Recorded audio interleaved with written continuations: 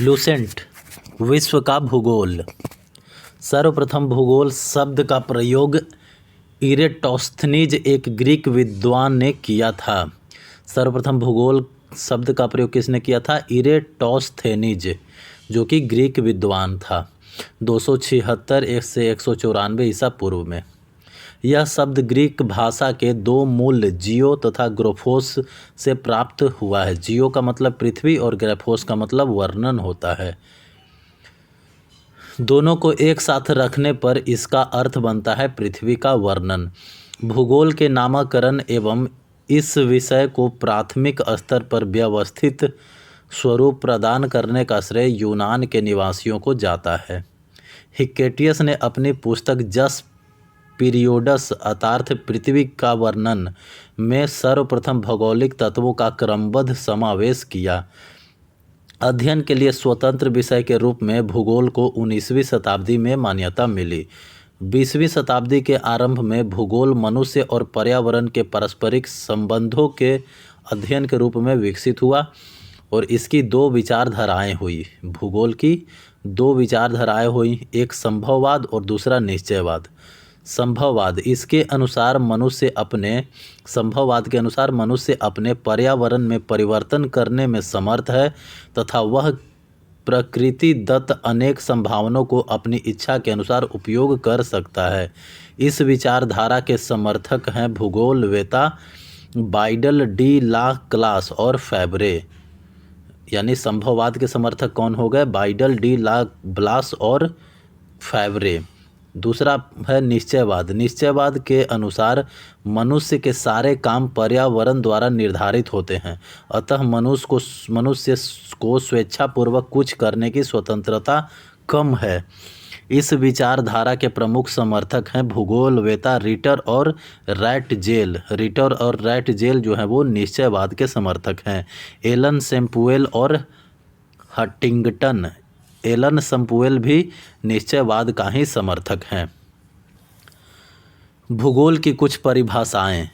पहला, भूगोल एक ऐसा स्वतंत्र विषय है जिसका उद्देश्य लोगों को विश्व आकाशीय पिंडों, स्थल, महासागरों, जीव जंतुओं, वनस्पति, फलों तथा भूधरातल के क्षेत्रों में देखी जाने वाली प्रत्येक अन्य वस्तु का ज्ञान प्राप्त करना है। यह स्ट्रैबो ने बोला था। कैलिडियस टॉलमी ने भूगोल के बारे में क्या बोला? भूगोल पृथ्वी की झलक को स्वर्ग में देखने वाला आभामय विज्ञान है। यह बात कैलिडियस और टॉलमी ने बोला। भूगोल वह विज्ञान है जिसमें पृथ्वी को स्वतंत्र ग्रह के रूप में मान्यता देते हुए उसके समस्त लक्षणों, घटनाओं एवं उसके अंतः संबंध का अध्ययन किया जाता है। यह बात कार्ल रिटर ने बोला था। भूगोल में पृथ्वी के उस भाग का अध्ययन किया जाता है जो मानव के रहने का स्थान है। यह आर्थर होम्स ने बोला था। तो अब भूगोल का पहला पाठ भाग ब्रह्मांड के बारे में पढ़ना है। ब्रह्मांड की बात करें तो अस्तित्वमान द्रव्य एवं ऊर्जा के सम्मिलित रूप को ब्रह्मांड कहते हैं। दूसरे शब्दों में सूक्ष्मतम अणुओं से लेकर महाकाय आकाश गंगाओं यानी गैलेक्सीज तक के सम्मिलित रूप को ब्रह्मांड कहा जाता है। ब्रह्मांड की उत्पत्ति से महत्वपूर्ण प्रमुख सिद्धांत। तो पहला, ब्रह्मांड का उत्पत्ति जो है वो महाविस्फोट सिद्धांत से हुआ है। ब्रह्मांड की उत्पत्ति का महाविस्फोट सिद्धांत यानी बिग बैंग थ्योरी। एब जॉर्ज लेमेंतियर के अनुसार बिग बैंग थ्योरी एब जॉर्ज लेमेंतियर दिया था। दूसरा क्या है? साम्यावस्था व सतत सृष्टि सिद्धांत या स्थिर अवस्था संकल्पना। स्थिर अवस्था संकल्पना जो है यह थॉमस गोल्ड एवं हर्मन बॉडी ने दिया था। थॉमस गोल्ड एवं हर्मन बॉडी ने। तीसरा सिद्धांत है ब्रह्मांड की उत्पत्ति का दोलन सिद्धांत। दोलन सिद्धांत जो है डॉक्टर एलन संडेजा ने दिया था। दोलन सिद्धांत यानी पल्सेटिंग यूनिवर्स थ्योरी। चौथा सिद्धांत है ब्रह्मांड का उत्पत्ति का स्फीति सिद्धांत यानी इन्फ्लेशनरी थ्योरी। स्फीति सिद्धांत यानी इन्फ्लेशनरी थ्योरी दिया है अलेन गुप्त ने। ब्रह्मांड की उत्पत्ति के संबंध में महाविस्फोट सिद्धांत यानी बिग बैंग थ्योरी सर्वाधिक मान्य है। इसका प्रतिपादन बेल्जियम के खगोलज्ञ एवं पादरी एब जॉर्ज लैमेंतर ने दिया है। बिग बैंग थ्योरी किसने दिया है? एब जॉर्ज लैमेंतर ने। बाद में रॉबर्ट वेगनर ने इस सिद्धांत की व्याख्या की थी। तो लैमेंतर ने बिग बैंग थ्योरी दिया था और रॉबर्ट वेगनर ने इसको व्याख्या किया था। महाविस्फोट सिद्धांत के अनुसार पहला, आरंभ में वे सभी पदार्थ जिनसे ब्रह्मांड बना है अति छोटे गोलक के रूप में एक ही स्थान पर स्थित था, जिनका आयतन अत्यधिक सूक्ष्म एवं तापमान तथा घनत्व अनंत था। दूसरा, अत्यधिक संकेंद्रण के कारण बिंदु का आकस्मिक विस्फोट हुआ, जिसे महाविस्फोट ब्रह्मांडीय विस्फोट यानी बिग बैंग कहा गया। इस अचानक विस्फोट से पदार्थ का बिखराव हुआ, जिससे सामान्य पदार्थ निर्मित हुए। इसके अलगाव के कारण काले पदार्थ बने, जिनके समूहन से अनेक ब्रह्मांडीय पिंडों का सृजन हुआ। वैज्ञानिकों का विश्वास है कि महाविस्फोट यानी बिग बैंग की घटना आज से 13.7 अरब वर्ष पहले हुई थी। कितना पहले? 13.7 अरब वर्ष पहले हुआ था बिग बैंग थ्योरी। वहाँ महाविस्फोट के लगभग 10.5 अरब वर्ष पश्चात यानी आज से 4.5 अरब वर्ष पूर्व सौर मंडल का विकास हुआ, जिसमें ग्रहों तथा उपग्रहों का निर्माण हुआ। इस प्रकार बिग बैंग परिघटना से ब्रह्मांड की उत्पत्ति हुई और तभी से उसमें निरंतर विस्तार जारी है। इसके साक्ष्य के रूप में आकाशगंगाओं के बीच बढ़ती दूरी का साक्ष्य दिया जाता है। नासा ने 2001 ईस्वी में मैप यानी माइक्रोवेव एनिसोट्रॉपी प्रोब नामक अनुसंधान में इसकी पुष्टि की। ब्रह्मांड के निरंतर विस्तारण के साक्ष्य जुटाने में एडविन हब्बल का योगदान उल्लेखनीय है। एडविन हब्बल ब्रह्मांड के निरंतर विस्तारण के साक्ष्य के रूप में अंतरिक्ष में सूक्ष्म तरंगों की उपस्थिति का पता चलना, अंतरिक्ष में रेड शिफ्ट परिघटना का अवलोकन तथा आधुनिक अध्ययनों में सुपरनोवा का अंतरिक्ष में विस्फोट होना भी ब्रह्मांड के विस्तार के साक्ष्य के रूप में माना जाता है। नोट: नासा द्वारा 30 जून 2001 को डेविड विल्किंसन के नेतृत्व में बिग बैंग की पुष्टि हेतु मैप परियोजना यानी माइक्रोवेव एनिसोट्रॉपी प्रोब मैप का शुभारंभ किया। माइक्रोवेव एनिसोट्रॉपी प्रोब मैप का शुभारंभ किया गया नासा द्वारा 30 जून 2001 को डेविड विल्किंसन के नेतृत्व में। मैप एक खोजी उपग्रह है। इससे प्राप्त चित्रों से बिग बैंग की पुष्टि होती है। 11 फरवरी 2013 ईस्वी को इस आधार पर नासा ने ब्रह्मांड की आयु 13.7 अरब वर्ष निर्धारित करने की घोषणा की। डेविड विल्किंसन की सितंबर 2002 ईस्वी के निधन के पश्चात उनके सम्मान में मैप उपग्रह का नाम 11 फरवरी 2003 को डब्ल्यू मैप यानी विल्किंसन माइक्रोवेव एनिसोट्रॉपी प्रोब रखा गया। आगे ब्रह्मांड के रहस्यों को जानने के लिए 30 मार्च 2010 ईस्वी को European centre for nuclear research ने यानी CERN ने जेनेवा में पृथ्वी की सतह से 50 से 175 मीटर नीचे 27.36 किलोमीटर लंबे सुरंग में लार्ज हैड्रन कोलाइजर LHC नामक महाप्रयोग सफलतापूर्वक किया। सितंबर 2008 ईस्वी में यह महाप्रयोग असफल रहा था। इसमें प्रोटॉन बीमों को लगभग प्रकाश की गति से टकराया गया तथा हिग्स बोसॉन के निर्माण का प्रयास किया गया। माना जाता है कि गॉड पार्टिकल के नाम से जाना जाने वाला हिग्स बोसॉन में ही ब्रह्मांड के रहस्य छिपे हैं, क्योंकि यह सबसे बेसिक यूनिट माना जाता है। CERN यानी European centre for nuclear research को हिग्स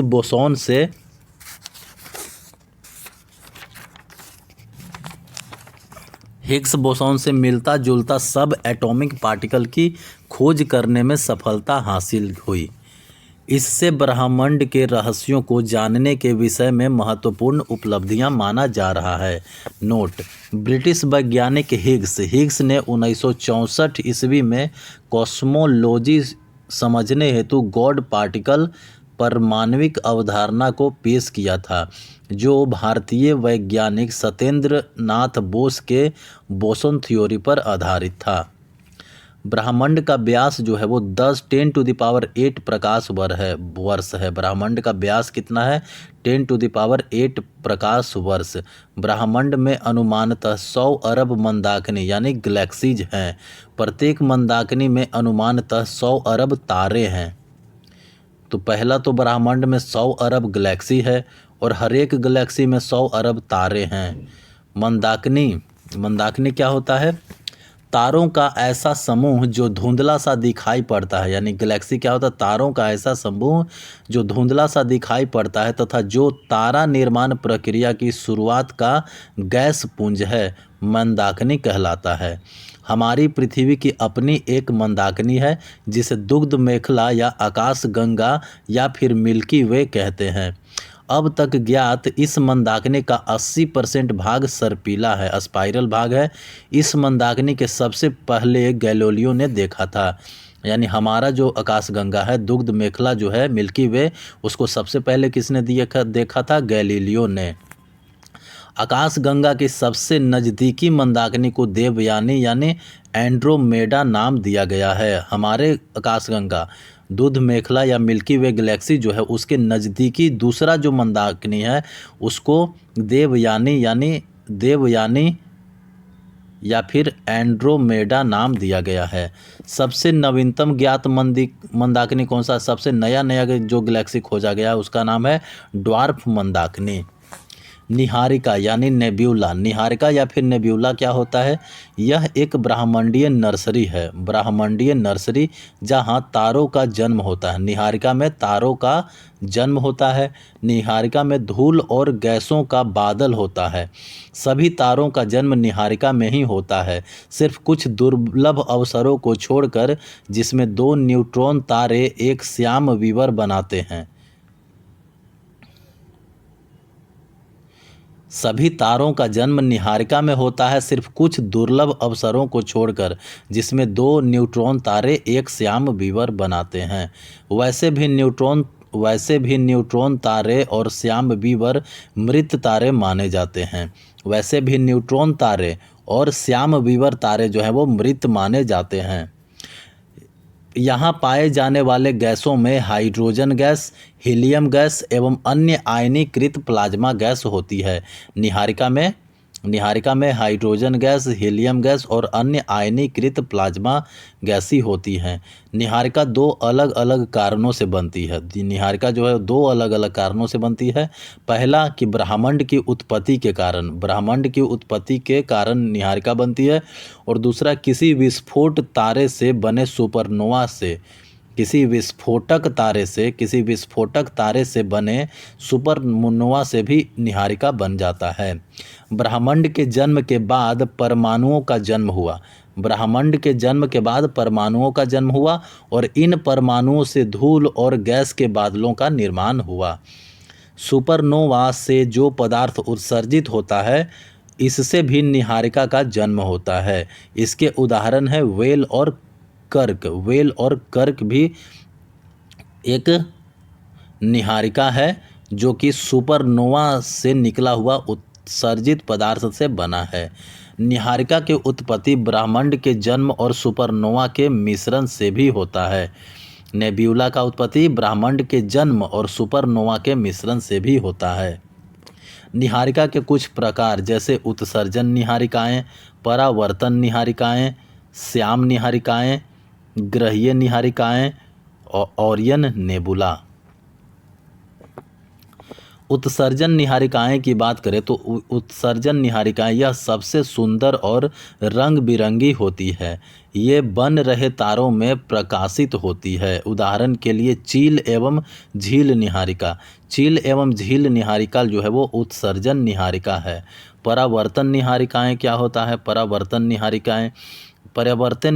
निहारिकाएं यह तारों के प्रकाश को परावर्तित करती है। ये तारे या तो निहारिका के अंदर होते हैं या पास में होते हैं। उदाहरण के लिए फ्लेइडेस निहारिका। फ्लेइडेस निहारिका जो है वो परावर्तन निहारिका है। तीसरा है श्याम निहारिकाएं। श्याम निहारिकाएं अपने पीछे से आने वाली प्रकाश को एक दीवार की तरह रोक देती है। यही कारण है कि हम अपनी आकाशगंगा में बहुत दूर तक नहीं देख सकते हैं। ग्रहीय निहारिकाएं। ग्रहीय निहारिकाएं का निर्माण उस वक्त होता है जब एक सामान्य तारा एक लाल दानव तारे में बदलकर अपने बाहरी तहों को उत्सर्जित कर देता है। इसी वजह से इनका आकार गोल होता है। Orion nebula. ओरियन नेबुला क्या होता है? हमारी आकाशगंगा के सबसे शीतल और चमकीले तारों का समूह है ओरियन नेबुला। तारों के बारे में विस्तृत जानकारी के लिए भौतिक का अध्याय ब्रह्मांड देखें। फिजिक्स का अध्याय ब्रह्मांड। सौर मंडल, तो ये था तारा के बारे में। अब पढ़ते हैं सौर मंडल के बारे में। सूर्य के चारों ओर चक्कर लगाने वाले विभिन्न ग्रहों, क्षुद्र ग्रहों, धूमकेतुओं, उल्काओं तथा अन्य आकाश पिंडों के समूह को सौर मंडल यानी सोलर सिस्टम कहते हैं। सौर मंडल में सूर्य का प्रभुत्व है क्योंकि सौर मंडल निकाय के द्रव्य का लगभग 99.999 द्रव्य सूर्य में निहित है। सौर मंडल के समस्त ऊर्जा का स्रोत सूर्य ही है।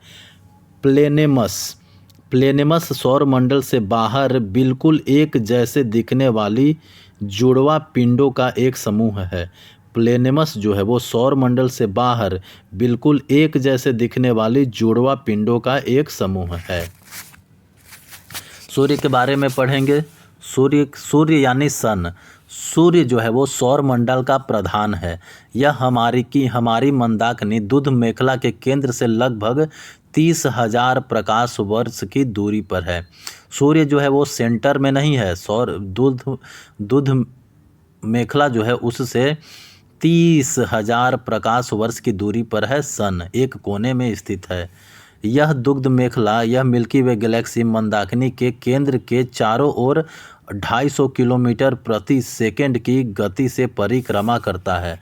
सूर्य जो है वो 250 किलोमीटर प्रति सेकंड की गति से परिक्रमा कर रहा है दुध मेखला मंदाकिनी में सेंटर के चारों ओर। इसका परिक्रमण काल दुग्ध मेखला के केंद्र के चारों ओर एक बार घूमने में समय 25 करोड़ लगता है। 25 करोड़ यानी 250 मिलियन वर्ष, जिसे ब्रह्मांड वर्ष कहते हैं। Cosmos year. सूर्य अपने अक्ष पर पूर्व से पश्चिम की ओर घूमता है। इसका मध्य सूर्य अपने अक्ष पर पूर्व से पश्चिम की ओर घूमता है और इसका मध्य भाग 25 दिनों में व ध्रुवीय भाग 35 दिनों में एक घूर्णन कर लेता है। मध्य भाग जो है वो 25 दिनों में और ध्रुवीय भाग जो है वो 35 दिनों में एक घूर्णन करता है। सूर्य एक गैसीय गोला है जिसमें हाइड्रोजन 71%, हीलियम 26.5%, अन्य तत्व जो है वो 2.5% है। तो सूर्य में हाइड्रोजन 71% है, हीलियम 26.5% है, अन्य तत्व 2.5% होता है। सूर्य का केंद्रीय भाग क्रोड कहलाता है। सूर्य का केंद्रीय भाग क्रोड कहलाता है जिसका ताप 1.5 × 10⁷ डिग्री सेल्सियस होता है तथा सूर्य के बाहरी सतह का तापमान 6000 डिग्री सेल्सियस है। हैंस बेथ ने बताया कि 10⁷ डिग्री सेल्सियस ताप पर सूर्य के केंद्र पर 4 हाइड्रोजन नाभिक मिलकर एक हीलियम नाभिक का निर्माण करते हैं। अर्थात सूर्य के केंद्र पर नाभिकीय संलयन होता है जो केंद्र की ऊर्जा का स्रोत है। जो सूर्य की ऊर्जा का स्रोत है। तो सूर्य का ऊर्जा कैसे मिलता है, सूर्य से ऊर्जा कैसे निकलता है, तो 10⁻7 डिग्री सेल्सियस ताप पर सूर्य के केंद्र पर 4 हाइड्रोजन नाभिक मिलकर एक हीलियम नाभिक का निर्माण करते हैं। 4 हाइड्रोजन न्यूक्लियस मिल करके एक हीलियम न्यूक्लियस का निर्माण करता है। यानी सूर्य के केंद्र पर नाभिकीय संलयन होता है, अलग अलग नाभिक जो है वो जुड़ते हैं, नाभिकीय संलयन होता है और इसी नाभिकीय संलयन के कारण ऊर्जा का सूर्य की ऊर्जा का स्रोत है। यही नाभिकीय संलयन के कारण सूर्य के अंदर ऊर्जा का उत्पन्न होता है। सूर्य की दीप्तिमान सतह को प्रकाश मंडल यानी फोटोस्फीयर कहते हैं। जो सतह चमकता है उसको प्रकाश मंडल यानी फोटोस्फीयर कहा जाता है। प्रकाश मंडल के किनारे प्रकाशमान नहीं होते हैं। प्रकाश मंडल का किनारा जो है वो प्रकाशमान नहीं होता है, क्योंकि सूर्य का वायुमंडल प्रकाश का अवशोषण कर लेता है। इसे वर्णमंडल यानी क्रोमोस्फीयर कहते हैं। यह लाल रंग का होता है। प्रकाश मंडल का जो किनारा होता है उसको वर्णमंडल कहा जाता है, क्रोमोस्फीयर, और यह लाल रंग का होता है। सूर्य ग्रहण के समय सूर्य के दिखाई देने वाला भाग होता है सूर्य किरीट यानी कोरोना।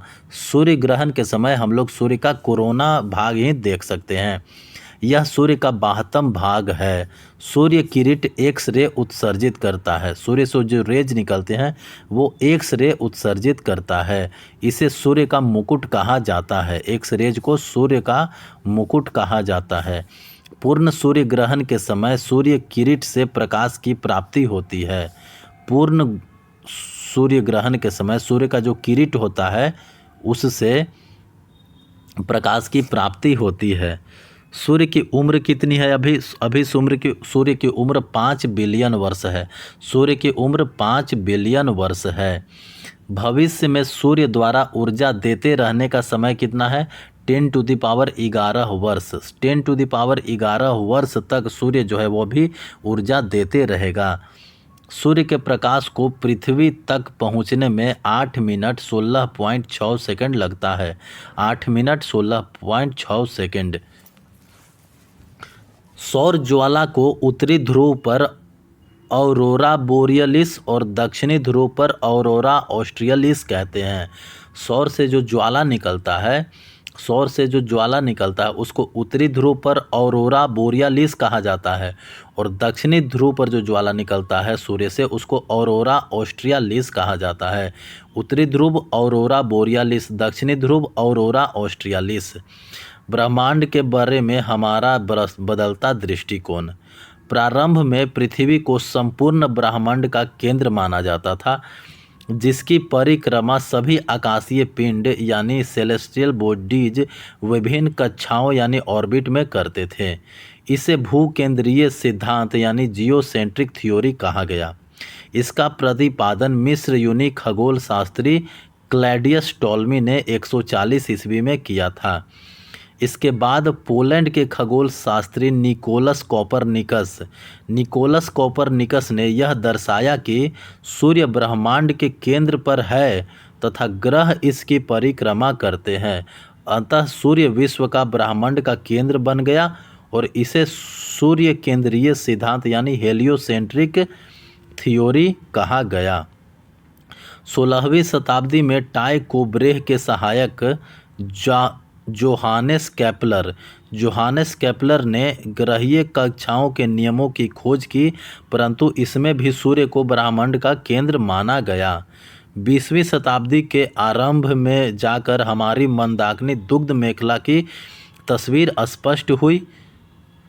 सूर्य को इस मंदाकिनी का एक सिर पर अवस्थित पाया गया। इस प्रकार सूर्य को ब्रह्मांड के केंद्र पर होने का गौरव समाप्त हो गया। नोट: केपलर ने सिद्ध किया कि सूर्य के चारों ओर प्रत्येक नक्षत्र का मार्ग दीर्घ वृत्ताकार है। सूर्य के धब्बे चलते हुए गैसों के खोल। धब्बे क्या होते हैं? चलते हुए गैसों के खोल। सूर्य के धब्बे का तापमान आसपास के तापमान से 1500 डिग्री सेल्सियस कम होता है। सूर्य के धब्बा का एक पूरा चक्र 22 वर्षों का होता है। पहले 11 वर्ष तक यह धब्बा बढ़ता है और बाद के 11 वर्ष तक यह धब्बा घटता है। जब सूर्य की सतह पर धब्बा दिखलाई पड़ता है उस समय पृथ्वी पर चुंबकीय झंझावात यानी मैग्नेटिक स्टॉर्म उत्पन्न होता है। इससे चुंबकीय सुई की दिशा बदल जाती है एवं रेडियो, टेलीविज़न, बिजली चालित मशीन आदि में गड़बड़ी उत्पन्न हो जाती है। यानी जब सूर्य की सतह पर धब्बा जो है दिखलाई पड़ता है उस समय पृथ्वी पर चुंबकीय झंझावात उत्पन्न हो जाता है और इससे चुंबकीय सुई की दिशा बदल जाती है और रेडियो, टेलीविज़न, बिजली चालित मशीन आदि में गड़बड़ी उत्पन्न हो जाती है। सूर्य का व्यास कितना है? सूर्य का व्यास 13,92,000 किलोमीटर है। सूर्य का व्यास 13,92,000 किलोमीटर है, जो पृथ्वी के व्यास का लगभग 110 गुना है। जो पृथ्वी के व्यास का लगभग 110 गुना है। सूर्य हमारी पृथ्वी से 13 लाख गुना बड़ा है। सूर्य हमारी पृथ्वी से 13 लाख गुना बड़ा है और पृथ्वी को सूर्य ताप का 2 अरबवां भाग मिलता है। सूर्य जितना ताप रिलीज करता है उसका 2 अरबवां भाग पृथ्वी को मिलता है। नोट: मध्य रात्रि सूर्य का अर्थ है सूर्य का ध्रुवीय वृत्त में देर तक चमकना। मध्य रात्रि सूर्य का अर्थ है सूर्य का ध्रुवीय वृत्त में देर तक चमकना। मध्य रात्रि का सूर्य आर्कटिक क्षेत्र में दिखाई देता है। मध्य रात्रि का सूर्य आर्कटिक क्षेत्र में दिखाई देता है। सौरमंडल के पिंड: सौरमंडल की पिंड की बात करें तो अंतर्राष्ट्रीय खगोल शास्त्रीय संघ यानी इंटरनेशनल एस्ट्रोनॉमिकल यूनिट IAU की प्राग सम्मेलन 2006 के अनुसार सौरमंडल में मौजूद पिंडों को निम्नलिखित 3 श्रेणियों में बांटा गया है। सौरमंडल में परंपरागत ग्रह होते हैं। सौरमंडल में दूसरा कुछ बौने ग्रह होते हैं। तीसरा सौरमंडल में कुछ लघु सौरमंडलीय पिंड होते हैं, जैसे धूमकेतु, उपग्रह एवं अन्य छोटे खगोलीय पिंड। ग्रह के बारे में लिखा गया है क्या? ग्रह वे खगोलीय पिंड हैं जो निम्न शर्तों को पूरा करते हैं। पहला, जो सूर्य के चारों ओर परिक्रमा करता है, उसमें पर्याप्त गुरुत्वाकर्षण बल हो जिससे वह गोल स्वरूप ग्रहण कर सके। तीसरा, उसके आसपास का क्षेत्र साफ हो, यानी उसके आसपास अन्य खगोलीय पिंडों की भीड़ न हो। ये 3 है। ग्रहों की उपर्युक्त परिभाषा INU की प्राग सम्मेलन अगस्त 2006 में तय की गई।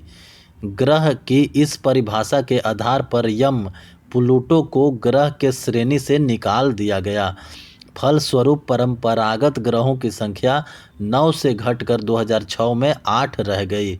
यम को बौने ग्रह की श्रेणी में रखा गया है। ग्रहों को 2 भागों में विभाजित किया गया है।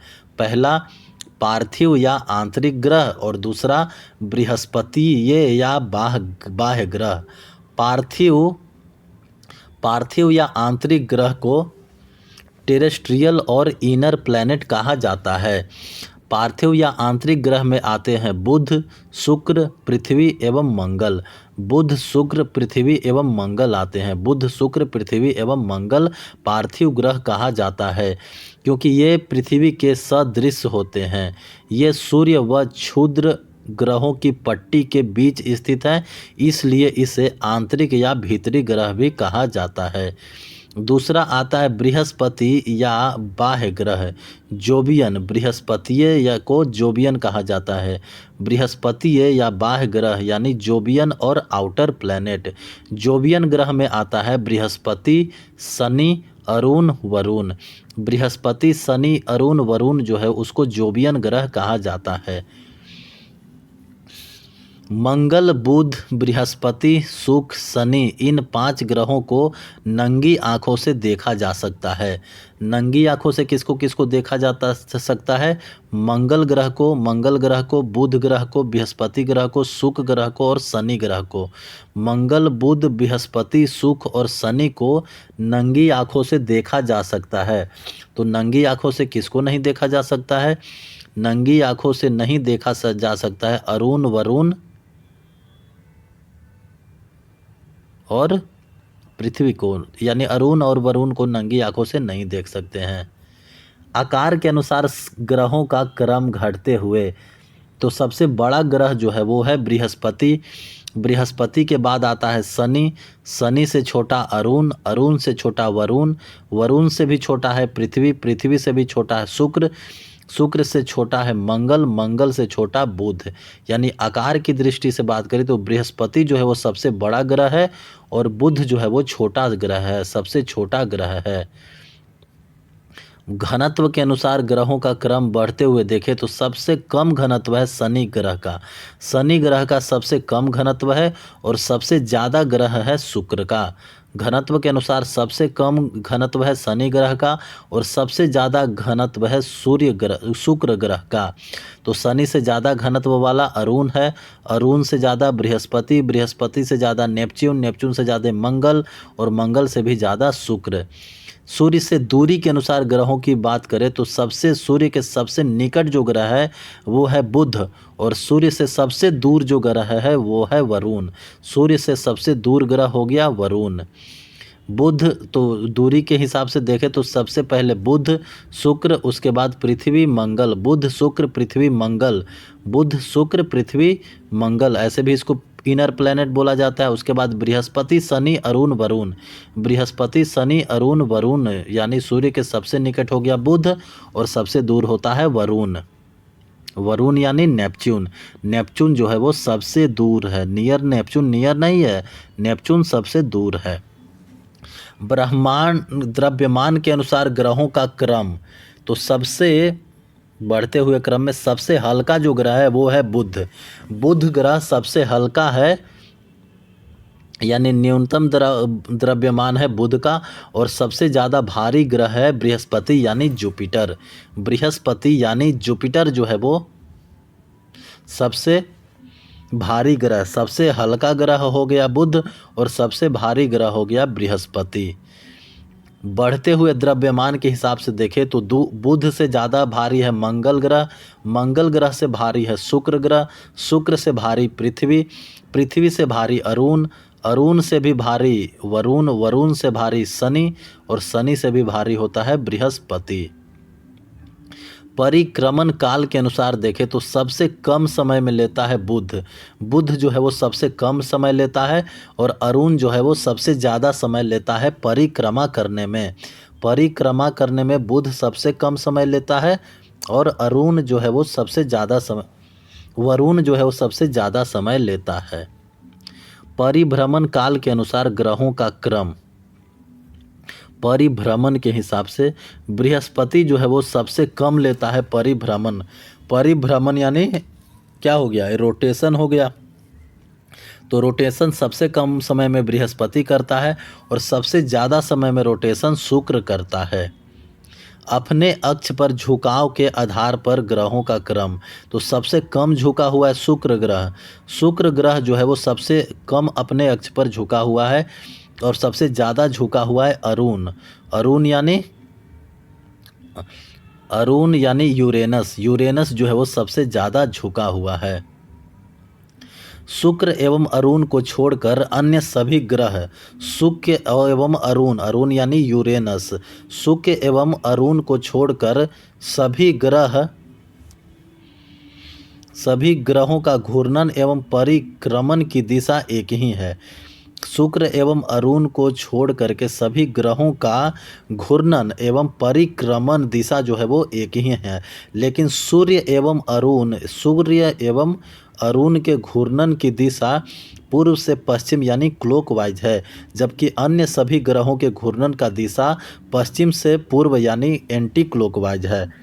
तो शुक्र और अरुण जो है वो क्लॉकवाइज घूमता है और बाकी सब ग्रह जो है वो एंटी क्लॉकवाइज घूमता है। शुक्र एवं अरुण जो है वो पूर्व से पश्चिम की ओर घूमता है, पूर्व से पश्चिम की ओर। जैसे हम लोग सूर्य जो को देखते हैं ना, सूर्य, उसी तरह शुक्र एवं अरुण जो है वो पूर्व से पश्चिम की ओर घूमता है। अब बाकी जितना भी ग्रह है, शुक्र एवं अरुण को छोड़ करके बाकी जो ग्रह है वह पूर्व से पश्चिम यानी एंटी क्लॉकवाइज घूमता है। पश्चिम से पूर्व घूमता है बाकी सब ग्रह। शुक्र एवं अरुण पूर्व से पश्चिम, बाकी सब ग्रह पश्चिम से पूर्व। बुध यानी मरकरी के बारे में पढ़ेंगे। बुध यानी मरकरी यानी बुध सूर्य का सबसे नज़दीकी ग्रह है। बुध जो है वो सूर्य का सबसे नज़दीकी ग्रह है, जो सूर्य निकलने के 2 घंटा पहले दिखाई पड़ता है। बुध ग्रह जो है वो सूर्य निकलने के 2 घंटा पहले दिखाई पड़ता है। बुध सबसे छोटा ग्रह है, बुध सबसे हल्का ग्रह है, बुध के पास कोई भी उपग्रह नहीं है। बुध जो है सबसे छोटा ग्रह है, बुध सबसे हल्का ग्रह है और बुध के पास कोई उपग्रह नहीं है। बुध का सबसे विशिष्ट गुण है कि इसमें चुंबकीय क्षेत्र होता है। बुध में सब चुंबकीय क्षेत्र होता है, बुध ग्रह में चुंबकीय क्षेत्र होता है। बुध सूर्य की परिक्रमा सबसे कम समय में पूरा करता है। बुध जो है वो सूर्य की परिक्रमा सबसे कम समय में करता है, यानी कि यह सौर मंडल का सर्वाधिक कक्षीय गति वाला ग्रह है। यह दिन अति गर्म यानी बुध पर दिन बहुत गर्म और रात जो है वो बहुत बर्फीला होता है। बुध का तापांतर सभी ग्रहों में सबसे अधिक है। बुध का तापांतर जो है वो सभी ग्रहों में सबसे अधिक है, 600 डिग्री सेल्सियस। बुध ग्रह का तापमान रात में -173 डिग्री सेल्सियस व दिन में 427 डिग्री सेल्सियस हो जाता है। शुक्र यानी वेनस। वेनस जो है यह पृथ्वी का सबसे निकटतम है। वेनस जो है वो सबसे पृथ्वी का निकटतम ग्रह है। वेनस जो है वो सबसे चमकीला ग्रह है, और शुक्र जो है वो सबसे गर्म ग्रह है। यानी शुक्र पृथ्वी का सबसे निकटतम ग्रह है, शुक्र ही सबसे चमकीला ग्रह है और शुक्र ही सबसे गर्म ग्रह है। शुक्र यानी वेनस को सांझ का तारा या भोर का तारा कहा जाता है। शुक्र यानी वेनस को सांझ का तारा या भोर का तारा कहा जाता है, क्योंकि यह शाम में पश्चिम दिशा में तथा सुबह में पूरब की दिशा में आकाश में दिखाई पड़ता है। शुक्र ग्रह अन्य ग्रहों के विपरीत दक्षिणावर्त क्लॉकवाइज घूमता है। यानी शुक्र यानी वेनस ग्रह जो है वो पूर्व से पश्चिम की ओर घूमता है। वेनस प्लैनेट जो है वो पूर्व से पश्चिम की ओर घूमता है क्लॉकवाइज। शुक्र पृथ्वी का भग्नी ग्रह कहते हैं। वेनस ग्रह को पृथ्वी का भग्नी ग्रह कहा जाता है। शुक्र यानी वेनस का घनत्व, आकार एवं व्यास में पृथ्वी के समान है। शुक्र का घनत्व, आकार और व्यास जो है वो एकदम पृथ्वी के समान है। बुध के पास कोई भी उपग्रह नहीं था, शुक्र के पास भी कोई भी उपग्रह नहीं होता है। अब बात करते हैं बृहस्पति की। बृहस्पति यानी जुपिटर ग्रह की बात करें तो जुपिटर सौर मंडल का सबसे बड़ा ग्रह है। जुपिटर जो है वो सौर मंडल का सबसे बड़ा ग्रह है। जुपिटर अपनी धुरी पर चक्कर लगाने में 10 घंटा सबसे कम और सूर्य की परिक्रमा करने में 12 वर्ष लगाता है। अपनी धुरी पर चक्कर लगाने में जुपिटर जो है मात्र 10 घंटा लेता है, सबसे कम समय, लेकिन परिक्रमा करने में 12 वर्ष लगा लेता है। रिवॉल्यूशन करने में 12 वर्ष लगाता है बृहस्पति यानी जुपिटर यानी बृहस्पति का द्रव्यमान सूर्य के द्रव्यमान का लगभग 1000वां भाग है। जुपिटर यानी बृहस्पति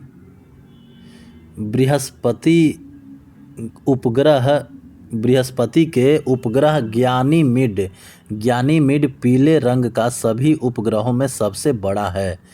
सभी उपग्रहों में सबसे बड़ा उपग्रह है ज्ञानीमिड जो है वो बृहस्पति का उपग्रह है, जो कि सबसे बड़ा है, सभी उपग्रहों में सबसे बड़ा है। अब बात करते हैं मंगल यानी मार्स की बात करें तो मंगल ग्रह को मार्स कहा जाता है। मंगल ग्रह को मार्स कहा जाता है। मंगल ग्रह को लाल ग्रह यानी रेड प्लैनेट भी कहा जाता है। मंगल ग्रह को लाल ग्रह भी कहा जाता है। मंगल ग्रह का रंग लाल आयरन ऑक्साइड के कारण होता है। रेड, मार्स का जो कलर रेड होता है वो आयरन ऑक्साइड के कारण होता है। मंगल ग्रह पृथ्वी के समान 2 ध्रुव हैं।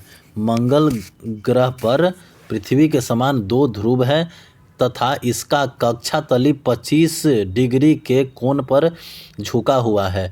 मंगल ग्रह का कक्षा तली जो है वो 25 डिग्री के कोण पर झुका हुआ है, जिसके कारण यहाँ पृथ्वी के समान ऋतु परिवर्तन होता है। मंगल ग्रह जो है वो 25 डिग्री अपने अक्ष पर झुका हुआ है, इसी के कारण वहाँ मंगल ग्रह पर पृथ्वी के समान ऋतु परिवर्तन होता है। मंगल के दिन का मान एवं अक्ष का झुकाव पृथ्वी के समान है। मंगल ग्रह पर दिन का मान और अक्ष का झुकाव जो है पृथ्वी के समान है। मंगल ग्रह भी अपनी धुरी पर 24 घंटे में एक बार पूरा चक्कर लगाता है। मंगल ग्रह के 2 उपग्रह हैं, फोबोस एवं डिमोस। फोबोस और डिमोस जो है वो मंगल ग्रह के उपग्रह हैं। सूर्य की परिक्रमा करने में मंगल ग्रह को 687 दिन लगता है। मंगल ग्रह को सूर्य का परिक्रमा करने में 687 दिन लगता है। सौर मंडल का सबसे बड़ा ज्वालामुखी ओलिपस मेसी एवं सौर मंडल का सबसे ऊंचा पर्वत निक्स ओलंपिया जो माउंट एवरेस्ट से 3 गुना ऊंचा है, मंगल ग्रह पर स्थित है। मंगल ग्रह पर ही सबसे बड़ा ज्वालामुखी ओलिपस मेसी है और मंगल ग्रह पर ही सबसे ऊंचा पर्वत जो है वो पर्वत निक्स ओलंपिया मंगल ग्रह पर है, जो कि माउंट एवरेस्ट से भी 3 गुना ऊंचा है।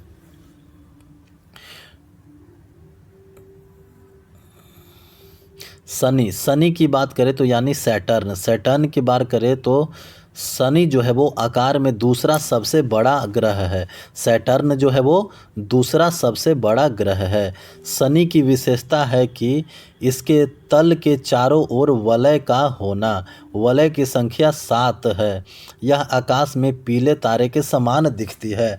तो सैटर्न के चारों ओर 7 गो रिंग पाया जाता है, जिसे शनि का वलय भी बोलते हैं। शनि के चारों ओर कितने वलय हैं? 7 वलय हैं। शनि को ही पीले तारे के नाम से भी जाना जाता है। शनि जो है वो पीला तारा के जैसा दिखाई देता है शनि। शनि का घनत्व सभी ग्रहों एवं जल से भी कम है। शनि का घनत्व जो है वो सभी ग्रहों एवं जल से कम है, यानी इसे जल में रखने पर शनि ग्रह जो है वो तैरने लगेगा। अगर हम शनि ग्रह को जल में रखते हैं तो यह तैरने लगेगा।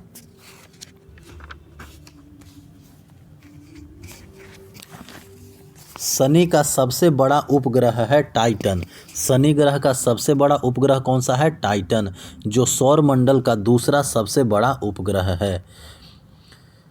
टाइटन जो है वो आकार में बुध के बराबर है। टाइटन की खोज 1665 ईस्वी में डेनमार्क के खगोल शास्त्री क्रिश्चियन हाइजोन ने टाइटन की खोज की थी 1665 ईस्वी में। टाइटन एकमात्र ऐसा उपग्रह है जिसका पृथ्वी जैसा स्वयं का सघन वायुमंडल है। टाइटन ऐसा उपग्रह है जिसके पास पृथ्वी जैसा सघन वायुमंडल है। फोबे नामक शनि का उपग्रह इसकी कक्षा में घूमने की विपरीत दिशा में परिक्रमा करता है। फोबे एक ऐसा उपग्रह है, शनि का उपग्रह है, जो कि इसके घूमने के विपरीत दिशा में वह अपना परिक्रमा करता है। अरुण यानी यूरेनस के बारे में पढ़ते हैं। यूरेनस जो है यानी अरुण जो है, यह आकार में तीसरा सबसे बड़ा ग्रह है और अरुण का तापमान लगभग -215 डिग्री सेल्सियस होता है। अरुण की खोज 1781 ईस्वी में विलियम हर्शेल द्वारा की गई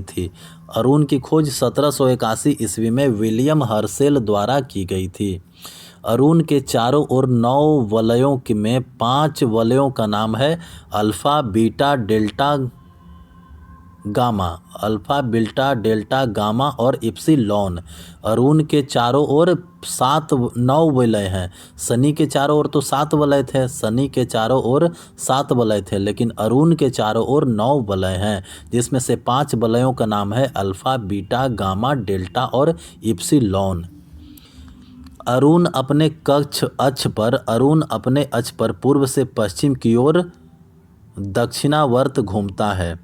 पूर्व से पश्चिम की ओर अरुण जो है वो अपने अक्ष पर पूर्व से पश्चिम की ओर घूमता है, जबकि अन्य ग्रह पश्चिम से पूर्व की ओर वामावर्त घूमते हैं। यहाँ सूर्योदय पश्चिम की ओर होता है और सूर्यास्त जो है वो पूरब की ओर होता है।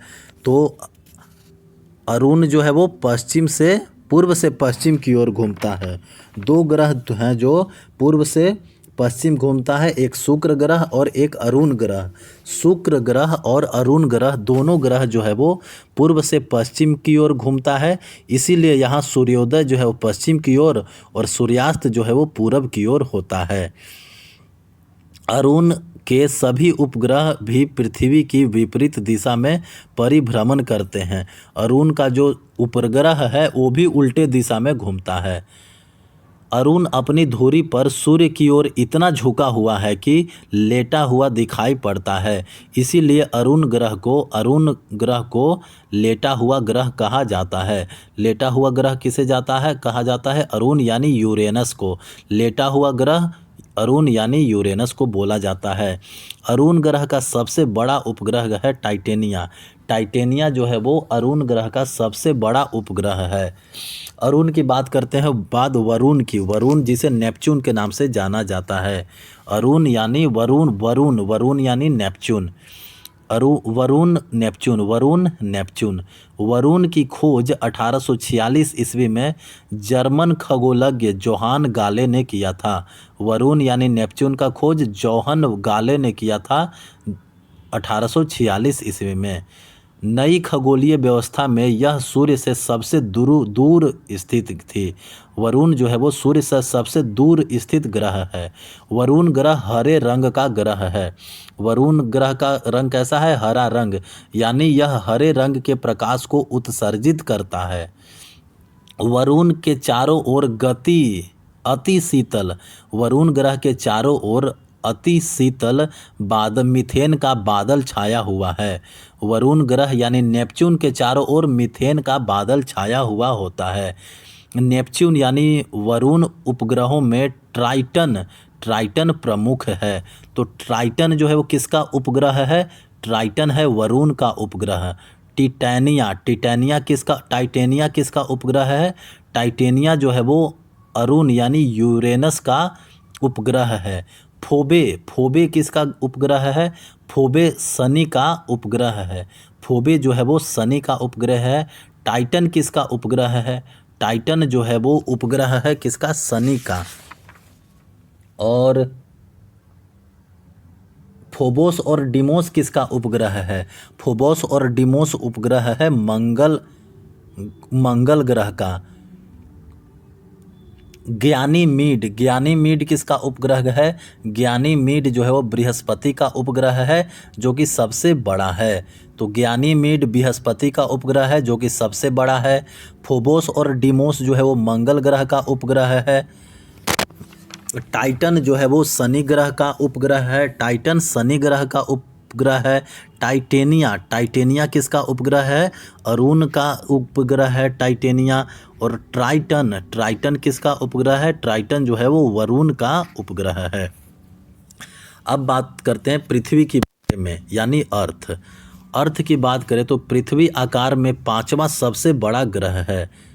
पृथ्वी जो है वो आकार में 5वां सबसे बड़ा ग्रह है।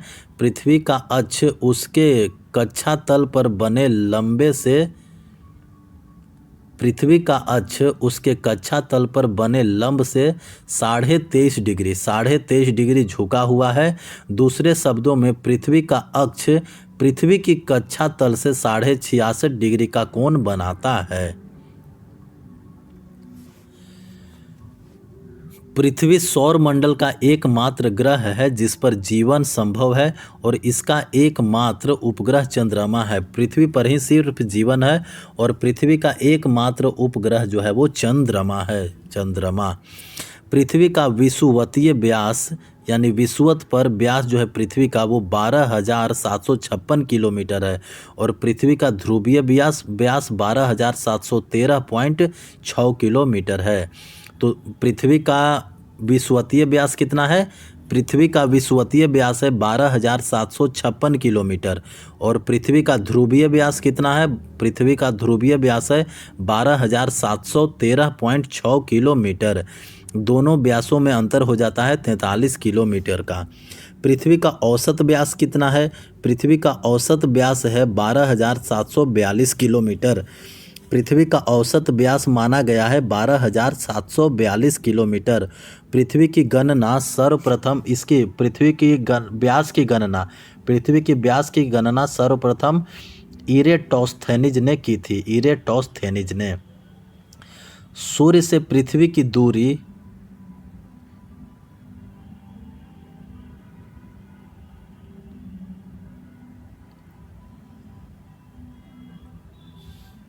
सूर्य से पृथ्वी की दूरी 149.6 मिलियन किलोमीटर है।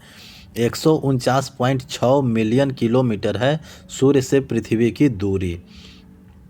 पृथ्वी अपने अक्ष पर पश्चिम से पूर्व की ओर घूमता है। पृथ्वी जो है वो अपने अक्ष पर पश्चिम से पूर्व की ओर यानी एंटी क्लॉकवाइज घूमता है 1610 किलोमीटर प्रति घंटा की चाल से। पृथ्वी अपने अक्ष पर घूमते रहता है 1610 किलोमीटर प्रति घंटा की चाल से। 23 घंटे 56 मिनट और 4 सेकंड में यह एक पूरा चक्कर लगा लेता है। अपने अक्ष पर पृथ्वी 23 घंटा 56 मिनट और 4 सेकंड में एक चक्कर पूरा लगा लेता है।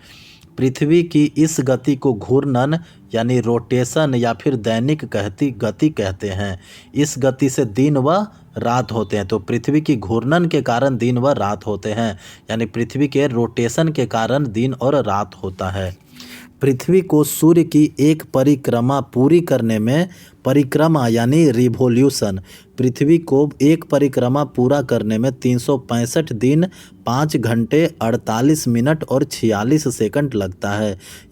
365 दिन 5 घंटा 48 मिनट और 46 सेकंड यानी लगभग 365 दिन 6 घंटा लगता है।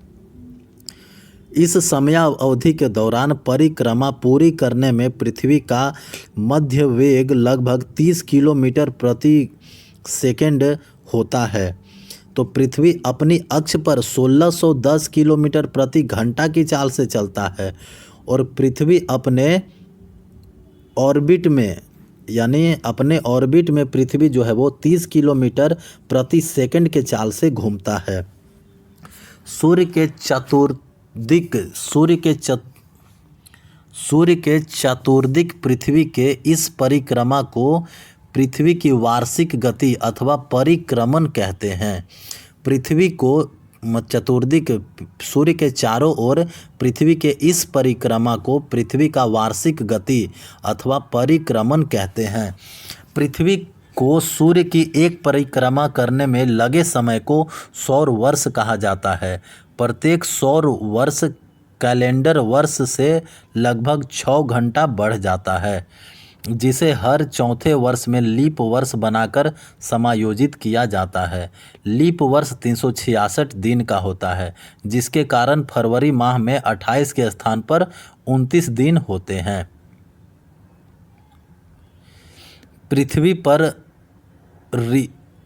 पर ऋतु परिवर्तन इसकी अक्ष पर झुके होने के कारण व सूर्य के सापेक्ष इसकी स्थिति में परिवर्तन यानी वार्षिक गति के कारण होती है। तो पृथ्वी पर ऋतु जो है परिवर्तन 2 कारण से होता है। पृथ्वी पर ऋतु परिवर्तन 2 कारण से होता है। पहला कि ये अपने अक्ष पर झुका हुआ है उसके कारण, और दूसरा ये जो सूर्य का रिवोल्यूशन करता है यानी परिक्रमण करता है उसके कारण। ये 2 कारणों से पृथ्वी पर ऋतु परिवर्तन होता है। वार्षिक गति के कारण ही पृथ्वी पर दिन रात छोटा बड़ा होता है। ये जो एक साल में पृथ्वी सूर्य के चारों ओर घूमता है, इसी के कारण पृथ्वी पर दिन रात जो है वो छोटा और बड़ा होता है।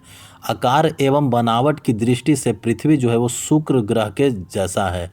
पृथ्वी जो है वो आकार एवं बनावट से शुक्र यानी वेनस के जैसा है। आकार एवं बनावट के हिसाब से पृथ्वी जो है वो वेनस यानी शुक्र के जैसा है। जल की उपस्थिति के कारण पृथ्वी को नीला ग्रह कहा जाता है। सूर्य के बाद पृथ्वी के सबसे निकट का तारा है प्रोक्सिमा सेंचुरी। सूर्य के बाद पृथ्वी के सबसे निकट तारा है प्रोक्सिमा सेंचुरी, जो अल्फा सेंचुरी समूह का एक तारा है। यह प्रोक्सिमा सेंचुरी पृथ्वी से 4.22 प्रकाश वर्ष दूर है। नोट: 24 अगस्त 2006 ईस्वी को अंतर्राष्ट्रीय खगोल विज्ञानी संघ IAU की प्राग यानी चेक गणराज्य बैठक में खगोल वैज्ञानिकों ने प्लूटो का ग्रह होने का दर्जा खत्म कर दिया, क्योंकि इसकी कक्षा वृत्ताकार नहीं है और यह वरुण ग्रह की कक्षा से होकर गुजरती है। नई खगोलीय व्यवस्था में प्लूटो को बौने ग्रहों की श्रेणी में रखा गया है। यह सूर्य का भी निकटतम तारा है। साइरस या डॉग स्टार क्या होता है? साइरस या डॉग स्टार पृथ्वी से 9 प्रकाश वर्ष दूर है एवं सूर्य से दोगुने द्रव्यमान वाला तारा है। साइरस एवं डॉग स्टार एक तरह का तारा है जो कि पृथ्वी से 9 प्रकाश वर्ष दूर है और पृथ्वी से दुगना द्रव्यमान वाला तारा है। साइरस और डॉग स्टार रात्रि में दिखाई पड़ने वाला सर्वाधिक चमकीला तारा है। तो ये था पृथ्वी के बारे में। अब पढ़ते हैं चंद्रमा के बारे में। मून। चंद्रमा की सतह और उसकी आंतरिक स्थिति का अध्ययन करने वाला विज्ञान सेलेनोलॉजी कहलाता है। चंद्रमा के बारे में अध्ययन करना क्या कहलाता है? सेलेनोलॉजी।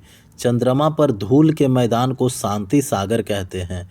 चंद्रमा पर धूल के मैदान को शांति सागर कहते हैं। यह चंद्रमा का पिछला भाग है जो अंधकारमय होता है। यह चंद्रमा का पिछला भाग है जो अंधकारमय होता है। चंद्रमा के दक्षिणी ध्रुव पर स्थित लिबनिट्ज पर्वत चंद्रमा का उच्चतम पर्वत है।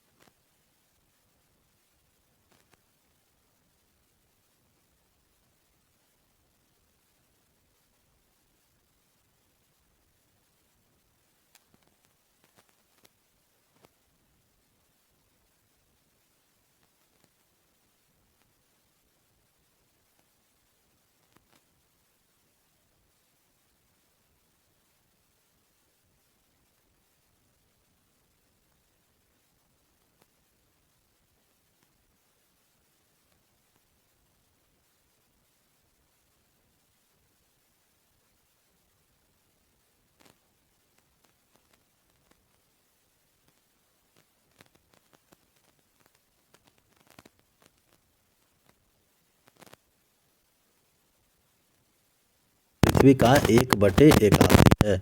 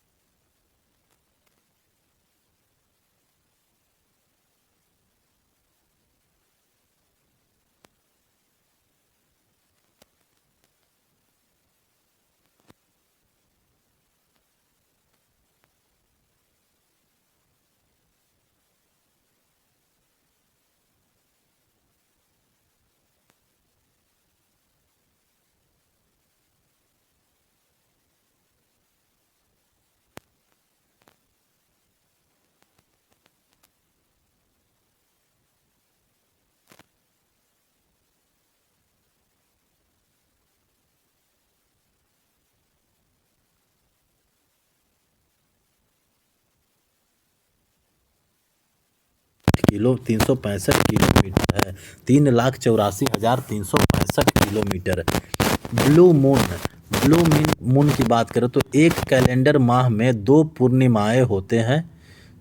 एक कैलेंडर माह में अगर 2 पूर्णिमाएं हो तो दूसरी पूर्णिमा का चांद जो है वो ब्लू मून कहलाता है। एक कैलेंडर माह में अगर 2 पूर्णिमा हो तो दूसरी पूर्णिमा का चांद जो है वो ब्लू मून कहलाता है। इसका मुख्य कारण 2 पूर्णिमाओं के बीच अंतराल 31 दिनों से कम होना है। ऐसा 2-3 साल पर होता है। अगस्त 2012 में 2 पूर्णिमा 2 अगस्त और 31 अगस्त को देखे गए। इनमें से 31 अगस्त के पूर्णिमा को ब्लू मून कहा गया। जब किसी वर्ष विशेष में 2 या अधिक माह ब्लू मून के होते हैं उसको मून ईयर कहा जाता है। वर्ष 2018 जो है वो ब्लू मून ईयर था। ब्लू मून ईयर था 2018। नोट, सी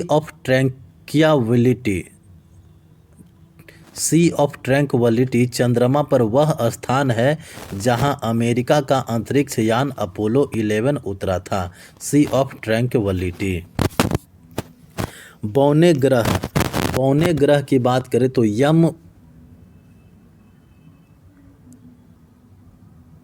बौने ग्रह यानी प्लूटो। IAU ने इसका नाम 1,34,340 रखा है। 1,34,340 रखा है। क्लाड टामो ने 1930 में प्लूटो का खोज किया था। अगस्त 2006 ईस्वी की IAU की प्राग सम्मेलन में ग्रह कहलाने का मापदंड पर खरे नहीं उतरने के कारण प्लूटो को यानी यम को ग्रह की श्रेणी से अलग कर बौने ग्रह की श्रेणी में रखा गया है। यम को ग्रह की श्रेणी में निकाले जाने के कारण है, पहला, आकार में चंद्रमा से छोटा होना। दूसरा, इसकी कक्षा का वृत्ताकार नहीं होना। तीसरा, वरुण की कक्षा को काटना।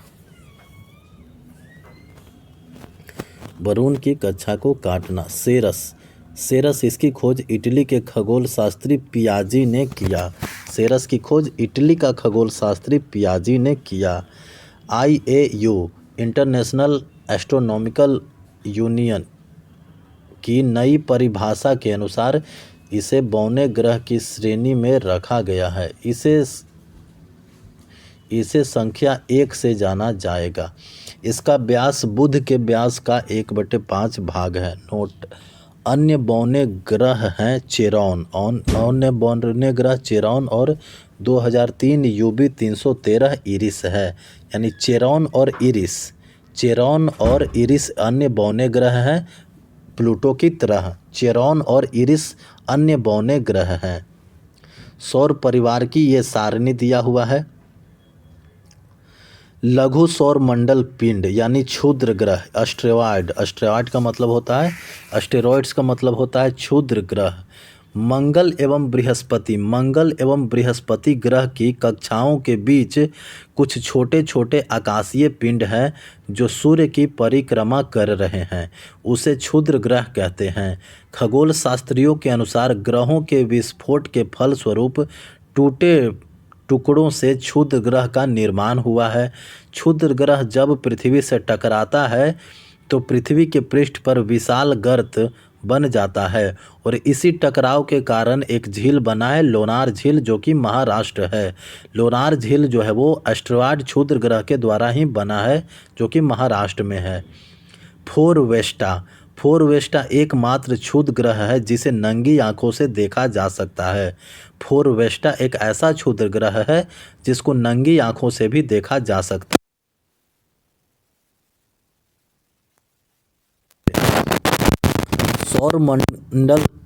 सौर मंडल के छोर पर बहुत ही छोटे छोटे अरबों पिंड विद्यमान हैं जो धूमकेतु या पुच्छर कहलाते हैं। सौर मंडल के छोर पर बहुत ही छोटे छोटे अरबों पिंड विद्यमान हैं जो धूमकेतु या पुच्छल तारे कहलाते हैं। यह गैस एवं धूल का संग्रह है जो आकाश में लंबी चमकदार पुच्छ सहित प्रकाश के चमकीले गोले के रूप में हैं। धूमकेतु केवल तभी दिखाई पड़ता है जब वह सूर्य की ओर अग्रसर होता है, क्योंकि सूर्य किरणें इसकी गैस को चमकीला बना देती है। धूमकेतु की पूंछ हमेशा सूर्य से दूर होता दिखाई देता है।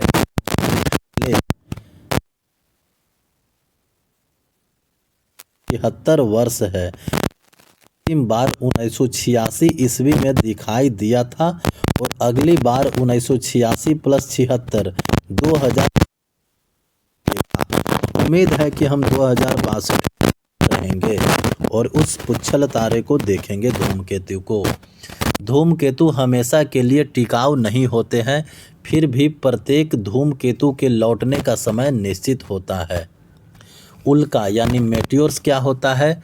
मेटियोर्स उल्काएं प्रकाश की चमकीली धारी के रूप में देखते हैं जो आकाश में क्षण भर के लिए दमकती है और लुप्त हो जाती है।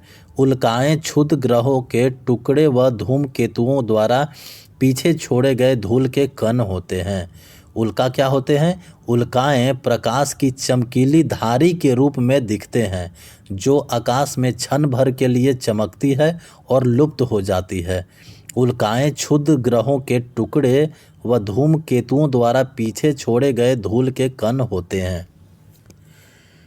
पृथ्वी और उसका सौरिक संबंध। पृथ्वी और सौरिक संबंध की बात करें तो प्रकाश चक्र यानी सर्कल ऑफ इल्यूमिनेशन।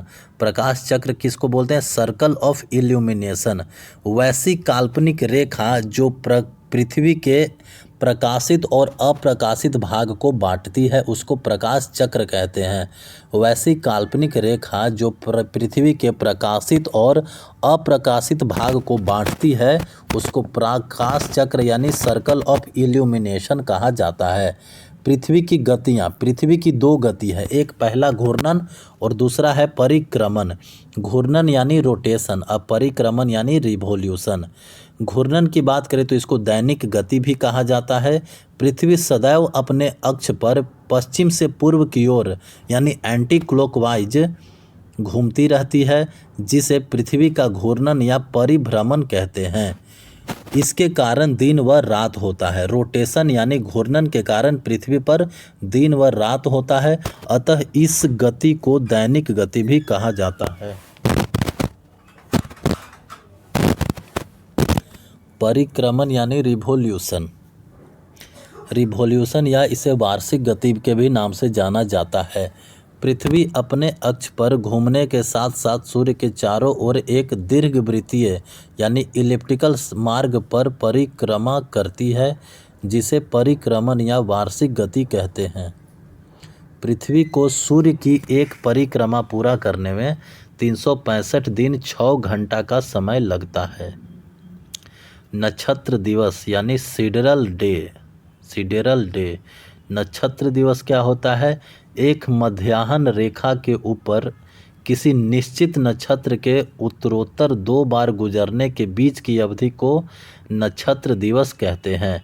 यह 23 घंटे व 56 मिनट की अवधि का होता है। नक्षत्र दिवस 23 घंटे व 56 मिनट का होता है। सौर दिवस सोलर डे क्या होता है? जब सूर्य को गतिहीन मानकर पृथ्वी द्वारा उसके परिक्रमण की गणना दिवसों के रूप में की जाती है तब सौर दिवस ज्ञात होता है।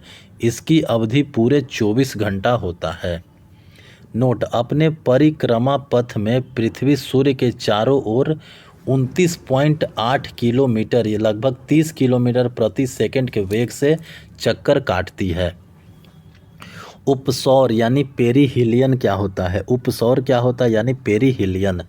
पृथ्वी सूर्य की परिक्रमा दीर्घवृत्तीय यानी इलिप्टिकल ऑर्बिट में करती है, जिसके एक फोकस पर सूर्य होता है।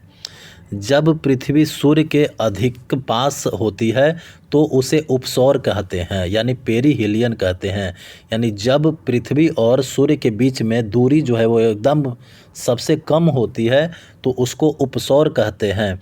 और ऐसा स्थिति 3 जनवरी को होती है, यानी 3 जनवरी को पृथ्वी सूर्य के सबसे निकट होती है।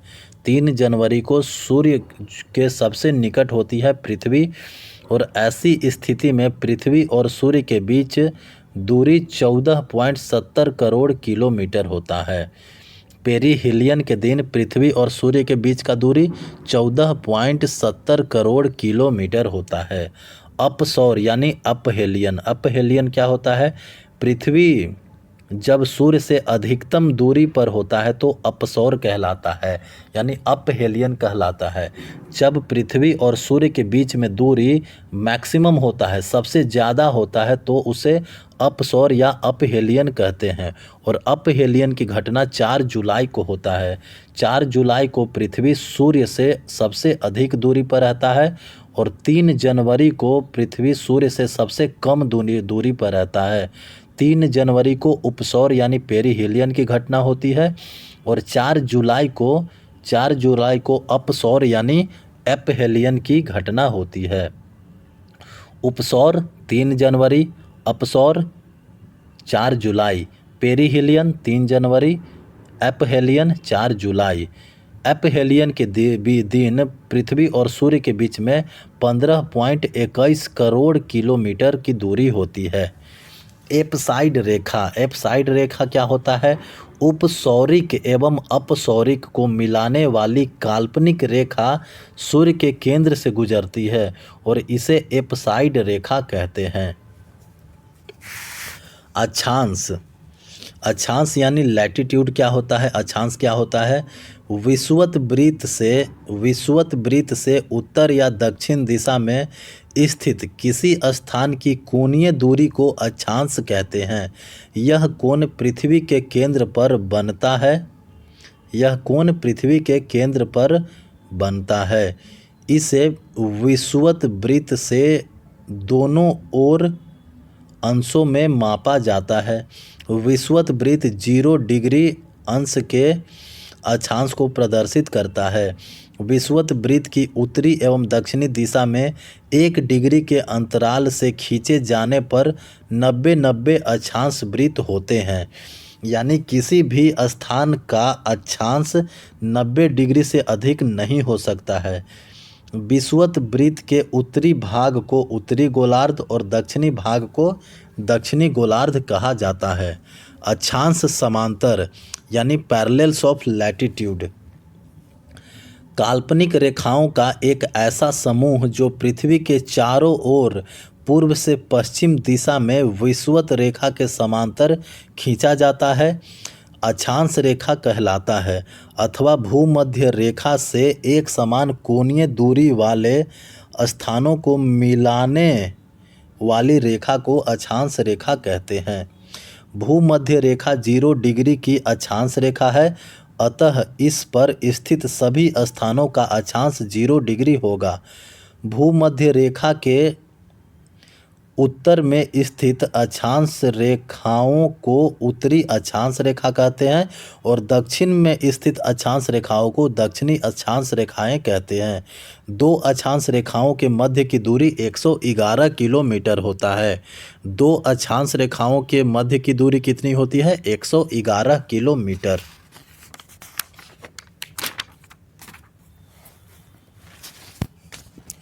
नोट: यदि अक्षांश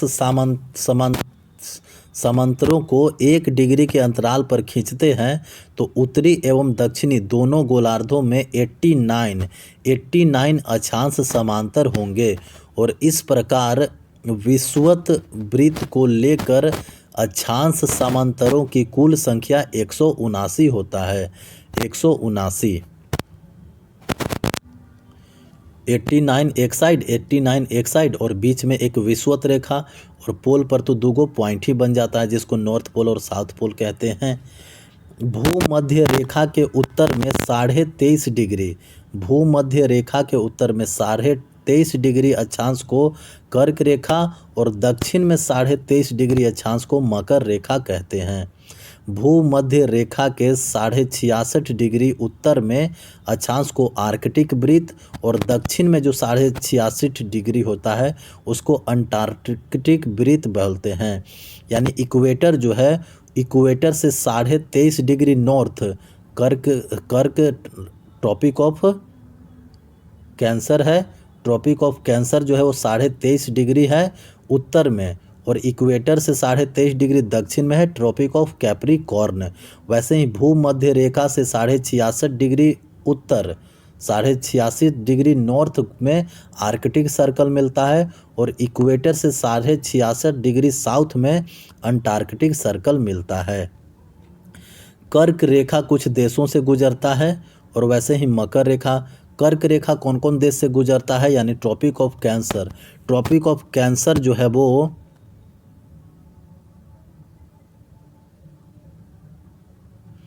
ट्रॉपिक ऑफ कैंसर जो है वो 17 देशों से गुजरता है। तो ट्रॉपिक ऑफ कैंसर जो है वो गुजरता है ताइवान, चीन, म्यांमार, बांग्लादेश, भारत, ओमान, संयुक्त अरब अमीरात और सऊदी अरब से गुजरता है।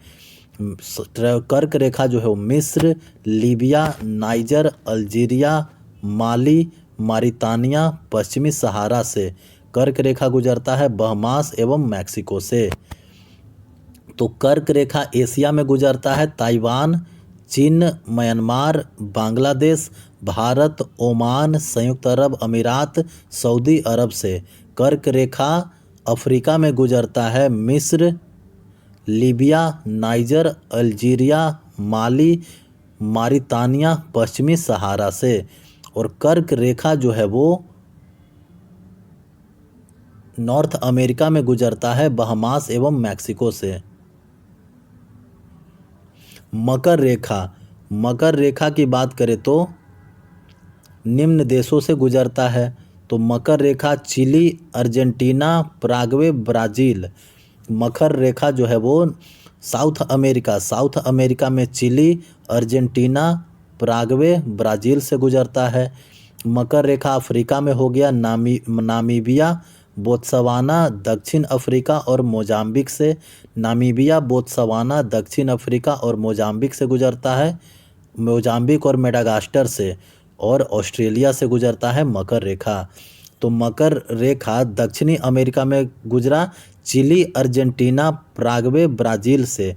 Chilli, Argentina, Paraguay, Brazil. मकर रेखा अफ्रीका में गुजरा नामीबिया, बोत्सवाना, दक्षिण अफ्रीका, मोजाम्बिक और मेडागास्कर से। और मकर रेखा जो है वो ऑस्ट्रेलिया से गुजरा।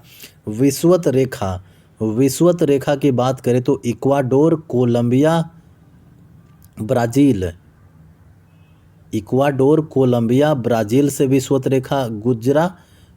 विषुवत रेखा अफ्रीका में गुजरता है गैबोन, कांगो गणराज्य, लोकतांत्रिक कांगो गणराज्य, युगांडा, केन्या, सोमालिया से। और एशिया में मालदीव, इंडोनेशिया तथा किरिबाती से।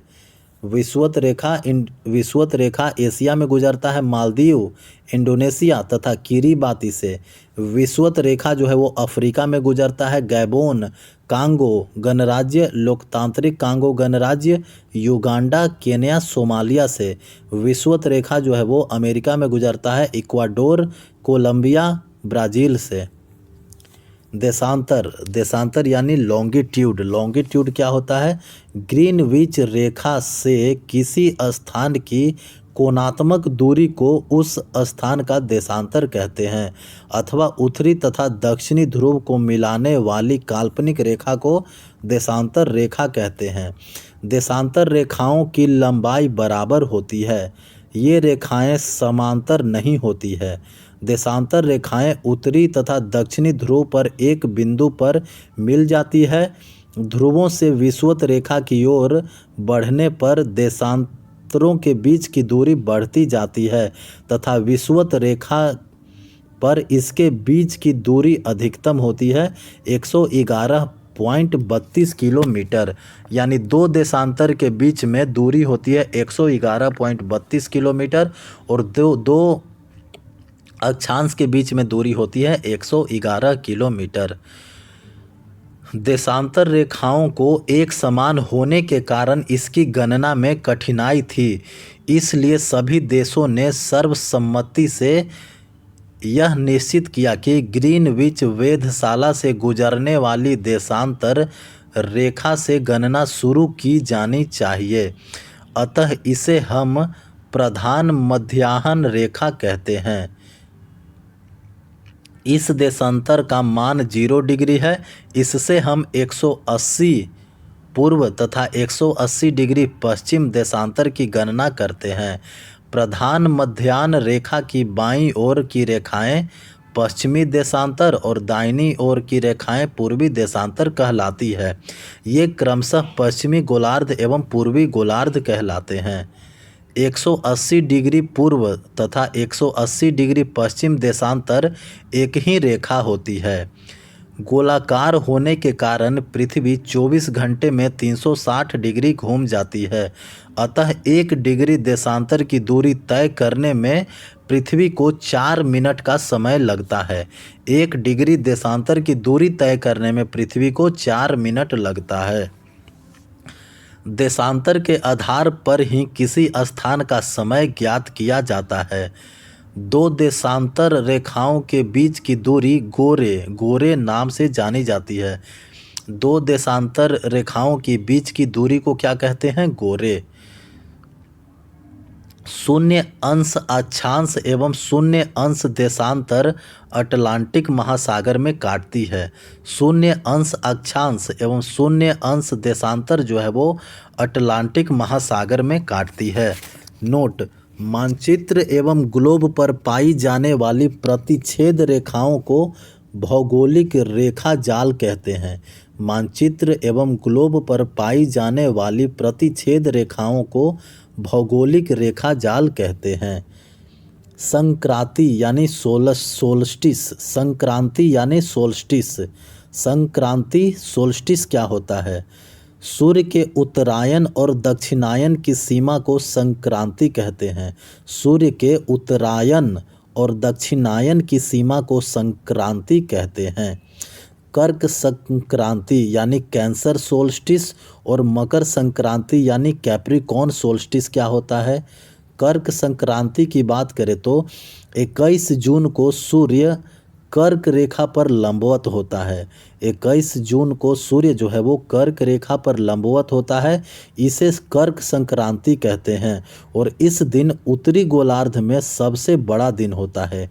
21 जून को उत्तरी गोलार्ध में सबसे बड़ा दिन होता है क्योंकि 21 जून को कर्क संक्रांति होता है। नोट: नॉर्वे में अर्धरात्रि के समय सूर्य 21 जून को दिखाई देता है।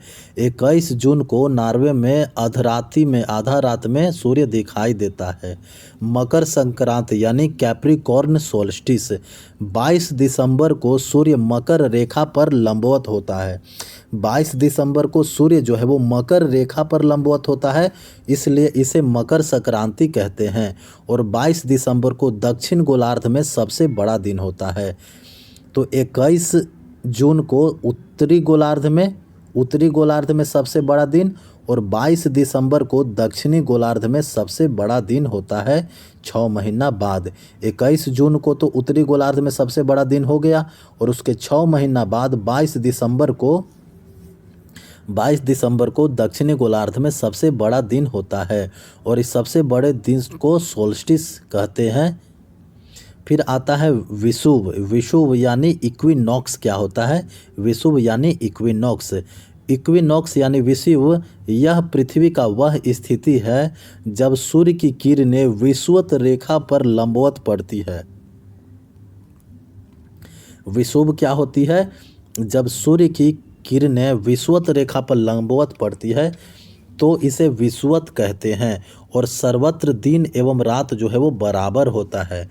विषुव के दिन सर्वत्र दिन और रात बराबर होता है। तो 23 सितंबर और 21 मार्च को संपूर्ण पृथ्वी पर दिन एवं रात बराबर होते हैं। 23 सितंबर और 21 मार्च को पूरे पृथ्वी पर दिन और रात जो है वो बराबर होता है।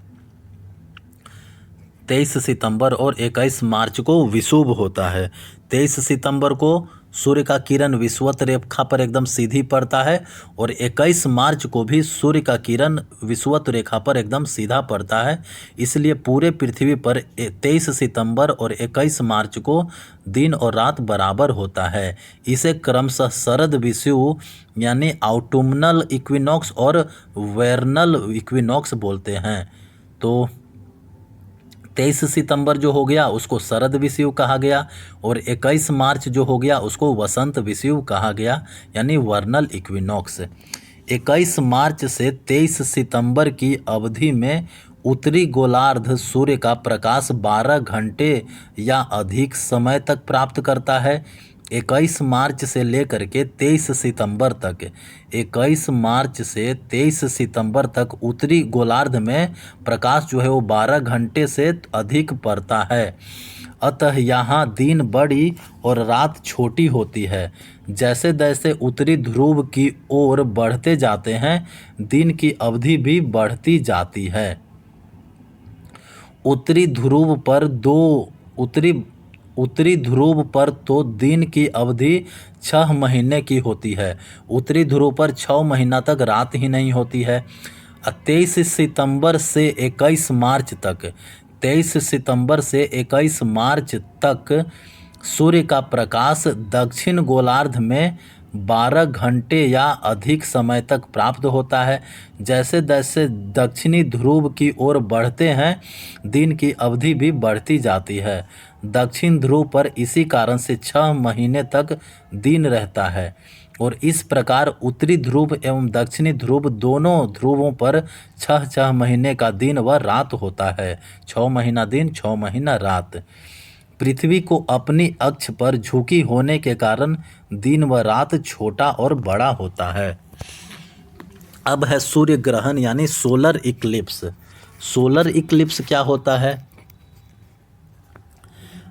सूर्य ग्रहण जब किसी दिन के समय जब कभी दिन के समय सूर्य एवं पृथ्वी के बीच चंद्रमा के आ जाने से सूर्य की चमकती सतह चंद्रमा के कारण दिखाई नहीं लग पड़ती है, तो इस स्थिति को सूर्य ग्रहण कहते हैं। जब कभी दिन के समय सूर्य और पृथ्वी के बीच में चंद्रमा घुस जाता है और सूर्य जो है वो दिखाई नहीं पड़ता है, इसी स्थिति को सूर्य ग्रहण कहते हैं।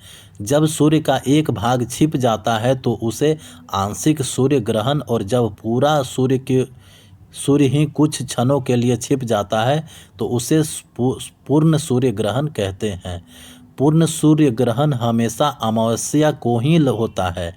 पूर्ण सूर्य ग्रहण जो है वो हमेशा अमावस्या यानी न्यू मून के दिन ही होता है। चंद्र ग्रहण यानी लूनर इक्लिप्स जब सूर्य और चंद्रमा के बीच पृथ्वी आ जाता है। जब सूर्य और चंद्रमा के बीच पृथ्वी आ जाता है तो सूर्य की पूरी रोशनी चंद्रमा पर नहीं पड़ती है, इसे चंद्रमा ग्रहण कहते हैं। चंद्रमा ग्रहण हमेशा पूर्णिमा यानी फुल मून की रात्रि में ही होता है। प्रत्येक पूर्णिमा को चंद्र ग्रहण नहीं होता है, क्योंकि चंद्रमा और पृथ्वी के कक्षा पथ में 5 डिग्री का अंतर होता है, जिसके कारण चंद्रमा कभी पृथ्वी के ऊपर से या नीचे से गुजर जाता है। एक वर्ष में अधिकतम 3 बार पृथ्वी के उपछाया क्षेत्र में से चंद्रमा गुजरता है, तभी चंद्र ग्रहण लगता है। सूर्य ग्रहण के समान चंद्र ग्रहण भी आंशिक अथवा पूर्ण हो सकता है। तो सूर्य ग्रहण पूर्ण सूर्य ग्रहण लगता है अमावस्या को यानी न्यू मून के दिन, और पूर्ण चंद्र ग्रहण लगता है पूर्णिमा को यानी फुल मून के दिन। पूर्णिमा को फुल मून कहा जाता है और अमावस्या को न्यू मून कहा जाता है। समय का निर्धारण कैसे होता है? समय का निर्धारण की बात करें तो एक देशांतर का अंतर होने पर समय में 4 मिनट का अंतर होता है। एक देशांतर अंतर होने पर समय जो है वो 4 मिनट का अंतर होता है। चूँकि पृथ्वी पश्चिम से पूर्व की ओर घूमती है, फलतः ग्रीनविच से पूरब की ओर बढ़ने पर प्रत्येक देशांतर पर समय 4 मिनट बढ़ता जाता है तथा पश्चिम जाने पर प्रत्येक देशांतर पर समय 4 मिनट घटता जाता है। नोट: वाशिंगटन डीसी में 22 अक्टूबर 1884 ईस्वी को हुई एक अंतर्राष्ट्रीय गोष्ठी में लंदन के पूर्व में ग्रीनविच नामक स्थान पर स्थित रॉयल वेधशाला से गुजरने वाली देशांतर रेखा को प्रधान मध्याह्न माना गया और इसे ग्रीनविच मध्याह्न का नाम दिया गया। इस समय ग्रीनविच मध्याह्न को शून्य मानकर बाकी देशांतरों की गणना की जाती है। समय का निर्धारण इसी को आधार मानकर किया जाता है। फिर से एक बार नोट: वाशिंगटन डीसी में 22 अक्टूबर 1884 ईस्वी को एक अंतर्राष्ट्रीय गोष्ठी में लंदन के पूर्व में ग्रीनविच नामक स्थान पर स्थित रॉयल वेधशाला से गुजरने वाली देशांतर रेखा को प्रधान मध्याह्न माना गया और इसे ग्रीनविच मध्याह्न का नाम दिया गया। इस समय ग्रीनविच मध्याह्न को शून्य मानकर बाकी देशांतरों की गणना की जाती है। समय का निर्धारण इसी को आधार मानकर किया जाता है। अंतर्राष्ट्रीय तिथि रेखा की बात करें तो 180 डिग्री देशांतर को अंतर्राष्ट्रीय तिथि रेखा कहा जाता है, क्योंकि इस रेखा के दोनों ओर तिथियों में एक दिन का अंतर होता है। ग्रीनविच देशांतर तथा 180 डिग्री देशांतर के बीच 24 घंटे का अंतर होता है। 0 डिग्री से 180 डिग्री पूर्व की ओर जाने पर 12 घंटे की अवधि लगती है एवं ग्रीनविच समय से 12 घंटे आगे होता है। इसी प्रकार 0 से 180 डिग्री पश्चिम की ओर जाने पर ग्रीनविच समय से 12 घंटे पीछे का समय मिलता है। यही कारण है कि 180 डिग्री पूर्व एवं पश्चिम देशांतर में कुल 24 घंटे अर्थात एक दिन रात का अंतर होता है।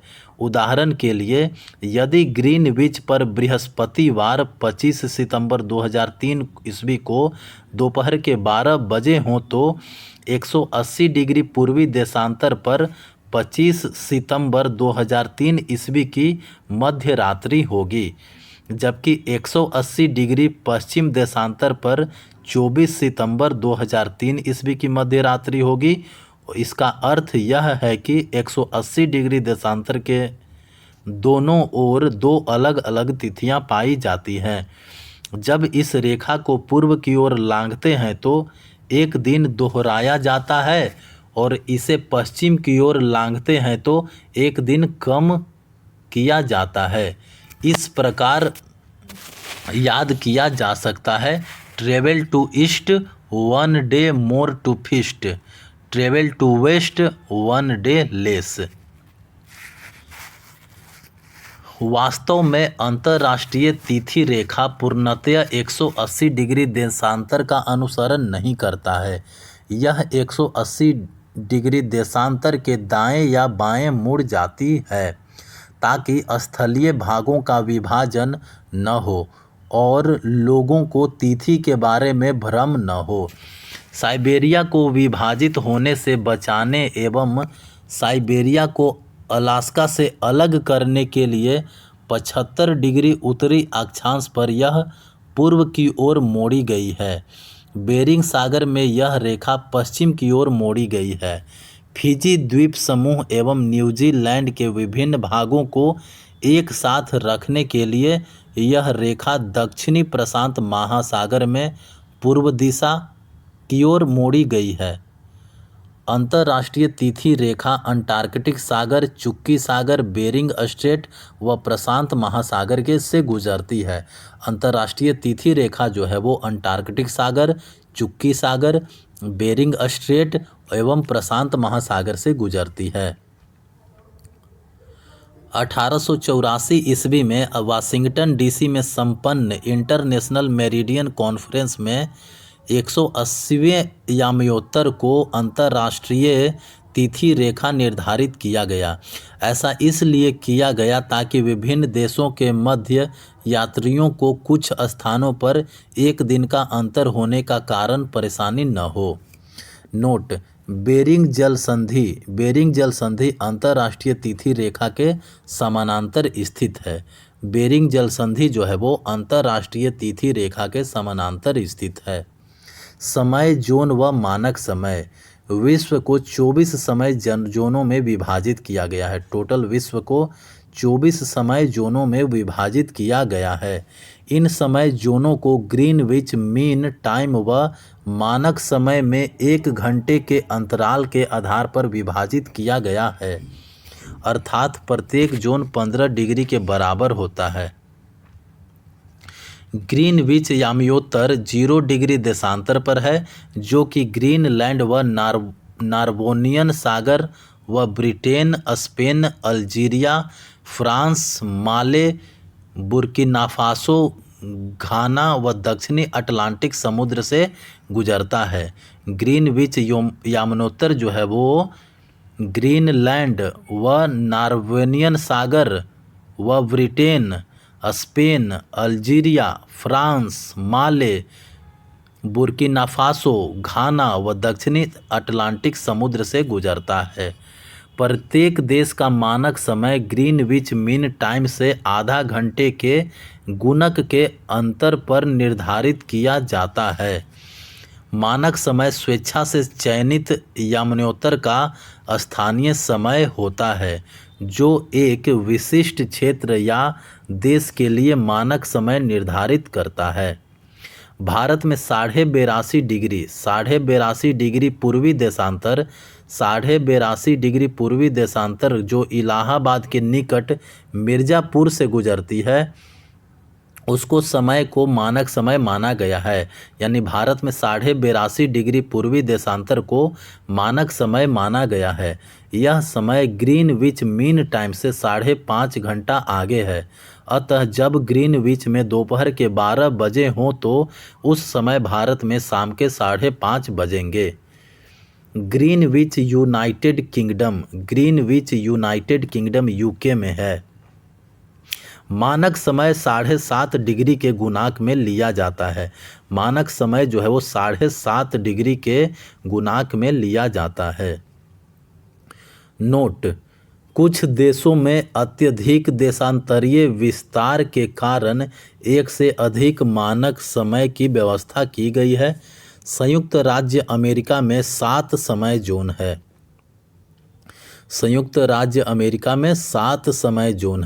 रूस में 11 समय जोन है और ऑस्ट्रेलिया में 3 समय जोन है।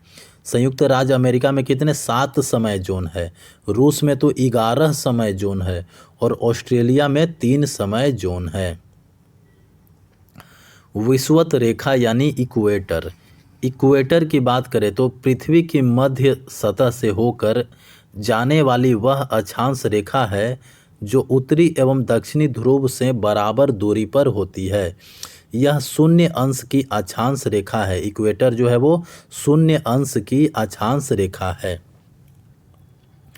विषुवत रेखा के उत्तरी भाग को उत्तरी गोलार्ध और विषुवत रेखा के दक्षिणी भाग को बंध यानी जोन क्या होता है के आधार पर कई भागों में बांटा गया है और इन्हीं भागों को कटिबंध यानी जोन कहते हैं। ये निम्न है: उष्ण कटिबंध यानी ट्रॉपिकल जोन, उपोष्ण कटिबंध यानी सब ट्रॉपिकल जोन, शीतोष्ण कटिबंध यानी टेम्परेट जोन, ध्रुवीय कटिबंध यानी पोलर जोन। तो उष्ण कटिबंध यानी ट्रॉपिकल जोन क्या है? विषुवत रेखा से 30 डिग्री उत्तर एवं 30 डिग्री दक्षिण का भाग यहाँ वर्ष में 2 बार सूर्य शीर्ष पर चमकता है और इस भाग का मौसम सदैव गर्म रहता है और इसीलिए विषुवत रेखा से 30 डिग्री उत्तर तक और विषुवत रेखा से 30 डिग्री दक्षिण तक के भाग को उष्ण कटिबंध यानी ट्रॉपिकल जोन कहते हैं। इसको हीट जोन भी बोला जाता है। फिर आता है उपोष्ण कटिबंध यानी सब ट्रॉपिकल जोन। तो उत्तर में 30 डिग्री से 45 डिग्री उत्तरी, 30 डिग्री से 45 डिग्री उत्तरी एवं 30 डिग्री से 45 डिग्री दक्षिणी अक्षांशों के बीच स्थित क्षेत्र में कुछ महीने ताप अधिक और कुछ महीने ताप कम रहता है, इसीलिए इसको उपोष्ण कटिबंध कहा जाता है। उपोष्ण कटिबंध आता है 30 डिग्री से 45 डिग्री तक।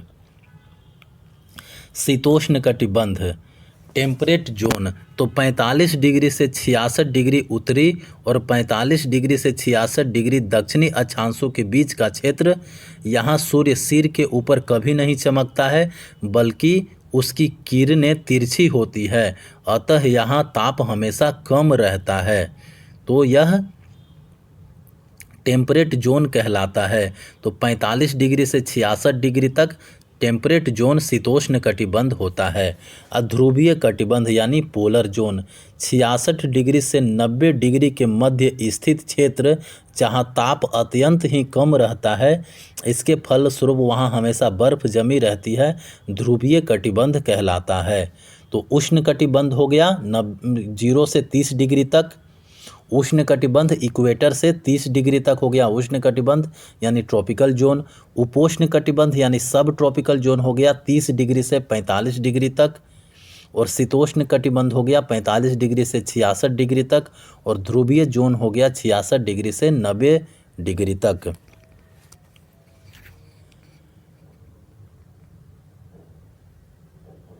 अक्ष क्या होता है? उत्तरी ध्रुव और दक्षिणी ध्रुव को मिलाने वाली काल्पनिक रेखा जिस पर पृथ्वी घूमती है उसको अक्ष बोलते हैं। ध्रुव क्या होता है? पृथ्वी पर वे दो बिंदु जिनसे होकर काल्पनिक अक्ष गुजरता है, ध्रुव कहलाता है। अक्षांश किसी स्थान की विषुवत वृत्त से उत्तर या दक्षिण की कोणीय दूरी जो है वो अक्षांश कहलाती है। अक्षांश वृत्त क्या होता है? विषुवत वृत्त के समांतर खींचे हुए काल्पनिक वृत्त को अक्षांश वृत्त कहते हैं। देशांतर क्या होता है? देशांतर किसी स्थान की प्रधान मध्याह्न रेखा से पूर्व या पश्चिम की कोणीय दूरी को देशांतर कहा जाता है। देशांतर रेखाएं क्या होता है? एक ध्रुव को दूसरे ध्रुव से मिलाने वाली काल्पनिक अर्धवृत्त देशांतर रेखाएं कहलाती है। स्थानीय समय किसी स्थान के मध्याह्न सूर्य से निर्धारित किया गया समय। किसी स्थान के मध्याह्न सूर्य से निर्धारित किया गया समय यानी किसी स्थान पर जब सूर्य आकाश में सबसे अधिक ऊंचाई पर होता है तो दिन के 12 बजते हैं और इस समय को वहाँ का स्थानीय समय कहते हैं। मानक समय किसी देश का मानक मध्याह्न रेखा पर का स्थानीय समय है। मानक समय किसी देश का मानक मध्याह्न रेखा पर का स्थानीय समय होता है। पृथ्वी की आंतरिक संरचना की बात करें तो पृथ्वी की आंतरिक संरचना के संबंध में वैज्ञानिकों में मतभेद है। भूगर्भ में पाई जाने वाली परतों की मोटाई, घनत्व, तापमान, भार एवं वहां पाए जाने वाले पदार्थ की प्रकृति पर अभी पूर्ण सहमति नहीं हो पाई है। फिर भी तापमान, दबाव, घनत्व, उल्काओं एवं भूकंपीय तरंगों पर आधारित प्रमाणों को एकत्रित करके पृथ्वी की आंतरिक संरचना के संबंध में जानकारी प्राप्त करने के प्रयास किए गए हैं। पृथ्वी के अंदर के हिस्से को 3 भाग में बांटा गया है। पहला भूपर्पटी, दूसरा आवरण और तीसरा केंद्रीय भाग। पहला भूपर्पटी यानी क्रस्ट, दूसरा आवरण यानी मैंटल और तीसरा केंद्रीय भाग यानी कोर। भूपर्पट यानी क्रस्ट के बारे में पढ़ते हैं। पृथ्वी के ऊपरी भाग को भूपर्पटी कहते हैं। यह अंदर की तरफ 34 किलोमीटर तक का क्षेत्र है। यह मुख्यतः बेसाल्ट चट्टान से बना होता है। क्रस्ट जो है वो भूपर्पटी जो है वो बेसाल्ट चट्टानों से बना हुआ होता है। क्रस्ट के 2 भाग होते हैं, सियाल और सीमा। क्रस्ट के 2 भाग होते हैं, सियाल और सीमा। सियाल क्षेत्र में सिलिकॉन एवं एल्यूमिनियम पाया जाता है और सीमा क्षेत्र में सिलिकम एवं मैग्नीशियम की बहुलता होती है। क्रस्ट भाग का औसत घनत्व 2.7 ग्राम पर सेंटीमीटर क्यूब है।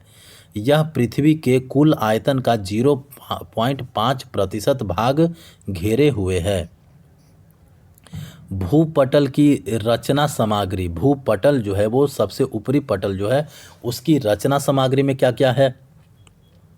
तो वजन के अनुसार सबसे अधिक भूपटल में ऑक्सीजन है। ऑक्सीजन 46.60% है। दूसरे स्थान पर सिलिकॉन है। सिलिकॉन 27.72% है। तीसरे स्थान पर एल्यूमिनियम है। एल्यूमिनियम 8.13% है। चौथे स्थान पर लोहा, लोहा जो है वो 5% है। पाँचवें स्थान पर है कैल्शियम, कैल्शियम 3.63% है। छठे स्थान पर सोडियम, सोडियम 2.83% है। और सातवें स्थान पर है पोटेशियम, पोटेशियम 2.59% है। और आठवें स्थान पर है मैग्नीशियम, मैग्नीशियम 2.09% है। यानी भूपटल में सबसे ज़्यादा ऑक्सीजन है, ऑक्सीजन से कम सिलिकॉन, सिलिकॉन से कम एल्यूमिनियम, एल्यूमिनियम से भी कम लोहा, लोहा से कम है कैल्शियम, और कैल्शियम से कम सोडियम, सोडियम से कम पोटासियम, और पोटासियम से कम है मैग्नीशियम। यानी पृथ्वी के संपूर्ण परपटी का लगभग 98% भाग ऊपर दिए गए 8 तत्वों से मिलकर ही बना है। शेष भाग titanium, hydrogen, phosphorus, manganese, sulphur, carbon, निकल एवं अन्य पदार्थों से मिलकर बना है।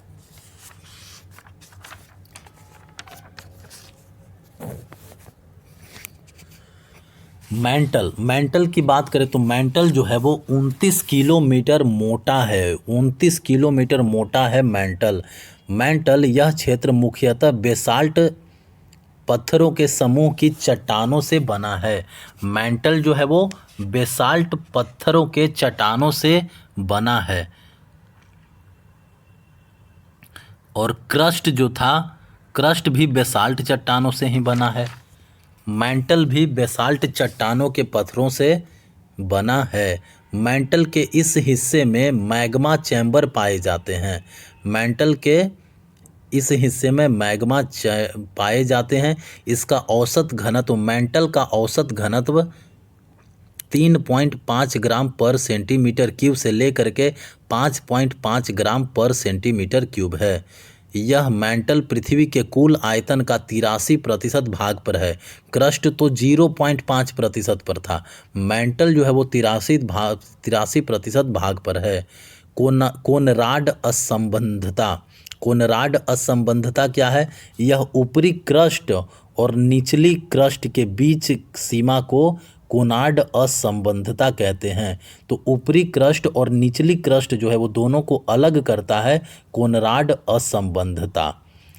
फिर है मोहविसिक डिसकंटिन्यूटी, यानी मोहविसिक डिसकंटिन्यूटी क्या है? मोहविसिक डिसकंटिन्यूटी क्रस्ट और मेंटल के बीच के सीमा क्षेत्र है। क्रस्ट और मेंटल को अलग कौन करता है? मोहविक मोहविक डिसकंटिन्यूटी जो है वो क्रस्ट और मेंटल को अलग करता है। फिर आता है रेपेटी असंबंधता। रेपेटी असंबंधता क्या है? यह ऊपरी मेंटल और निचली मेंटल के बीच को अलग करता है। ऊपरी मेंटल और निचली मेंटल को अलग करता है रेपेटी असंबंधता। ऊपरी क्रस्ट और निचली क्रस्ट को अलग करता है कोनराड असंबंधता। और ऊपरी मेंटल और निचली मेंटल को अलग करता है रेपेटी असंबंधता। फिर आता है गुटेनबर्ग विरसाट असंबंधता। गुटेनबर्ग विरसाट असंबंधता क्या होता है? यह निचले मेंटल एवं ऊपरी क्रोड को अलग करता है। यानी एक तरह से मेंटल और क्रोड को अलग कौन करता है? गुटेनबर्ग विरसाट असंबंधता। फिर आता है लेहमैन असंबंधता। लेहमैन असंबंधता क्या होता है? यह बाह्य क्रोड और आंतरिक क्रोड, ऊपरी क्रोड और आंतरिक क्रोड को अलग करता है लेहमैन असंबंधता। तो कौन कौन? ऊपरी क्रस्ट और निचली क्रस्ट। ऊपरी क्रस्ट और निचली क्रस्ट को अलग करता है कोनराड असंबंधता। ऊपरी मेंटल और निचली मेंटल को अलग करता है रेपेटी असंबंधता। ऊपरी क्रोड और निचली क्रोड को अलग करता है लेहमैन संबंधता। तो कोनराड, रेपेटी और लेहमैन कोनराड रेपिटी लेहमैन। कोनराड जो है वो क्रस्ट को बांटता है, रेपिटी असंबद्धता मेंटल को बांटता है, और लेहमैन जो है वो क्रॉड को बांटता है। वैसे ही मोहोविक डिसकंटिन्यूटी जो है वो क्रस्ट और मेंटल को अलग करता है। क्रस्ट और मेंटल को अलग करता है मोहोविक डिसकंटिन्यूटी। मेंटल और क्रोड को अलग करता है गुटेनबर्ग विरसाट असंबद्धता। मेंटल और क्रोड को अलग करता है गुटेनबर्ग विरसाट असंबद्धता। अब है केंद्रीय भाग कोर, क्रोड यानी कोर।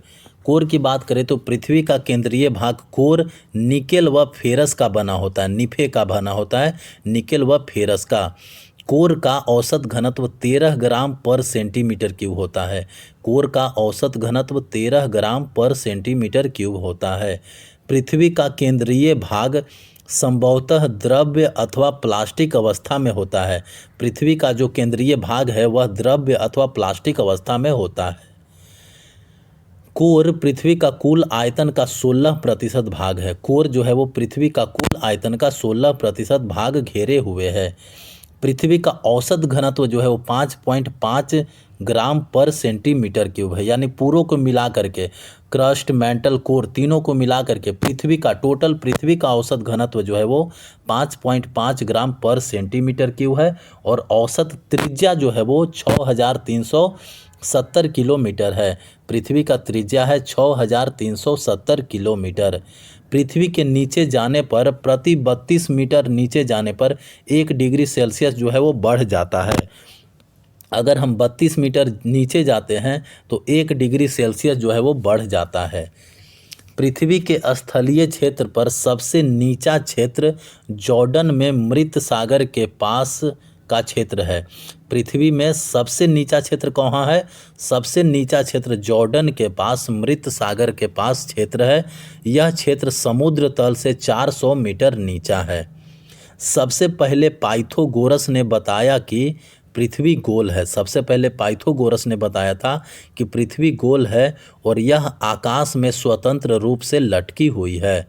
सर आइजैक न्यूटन ने साबित किया कि पृथ्वी नारंगी के समान है।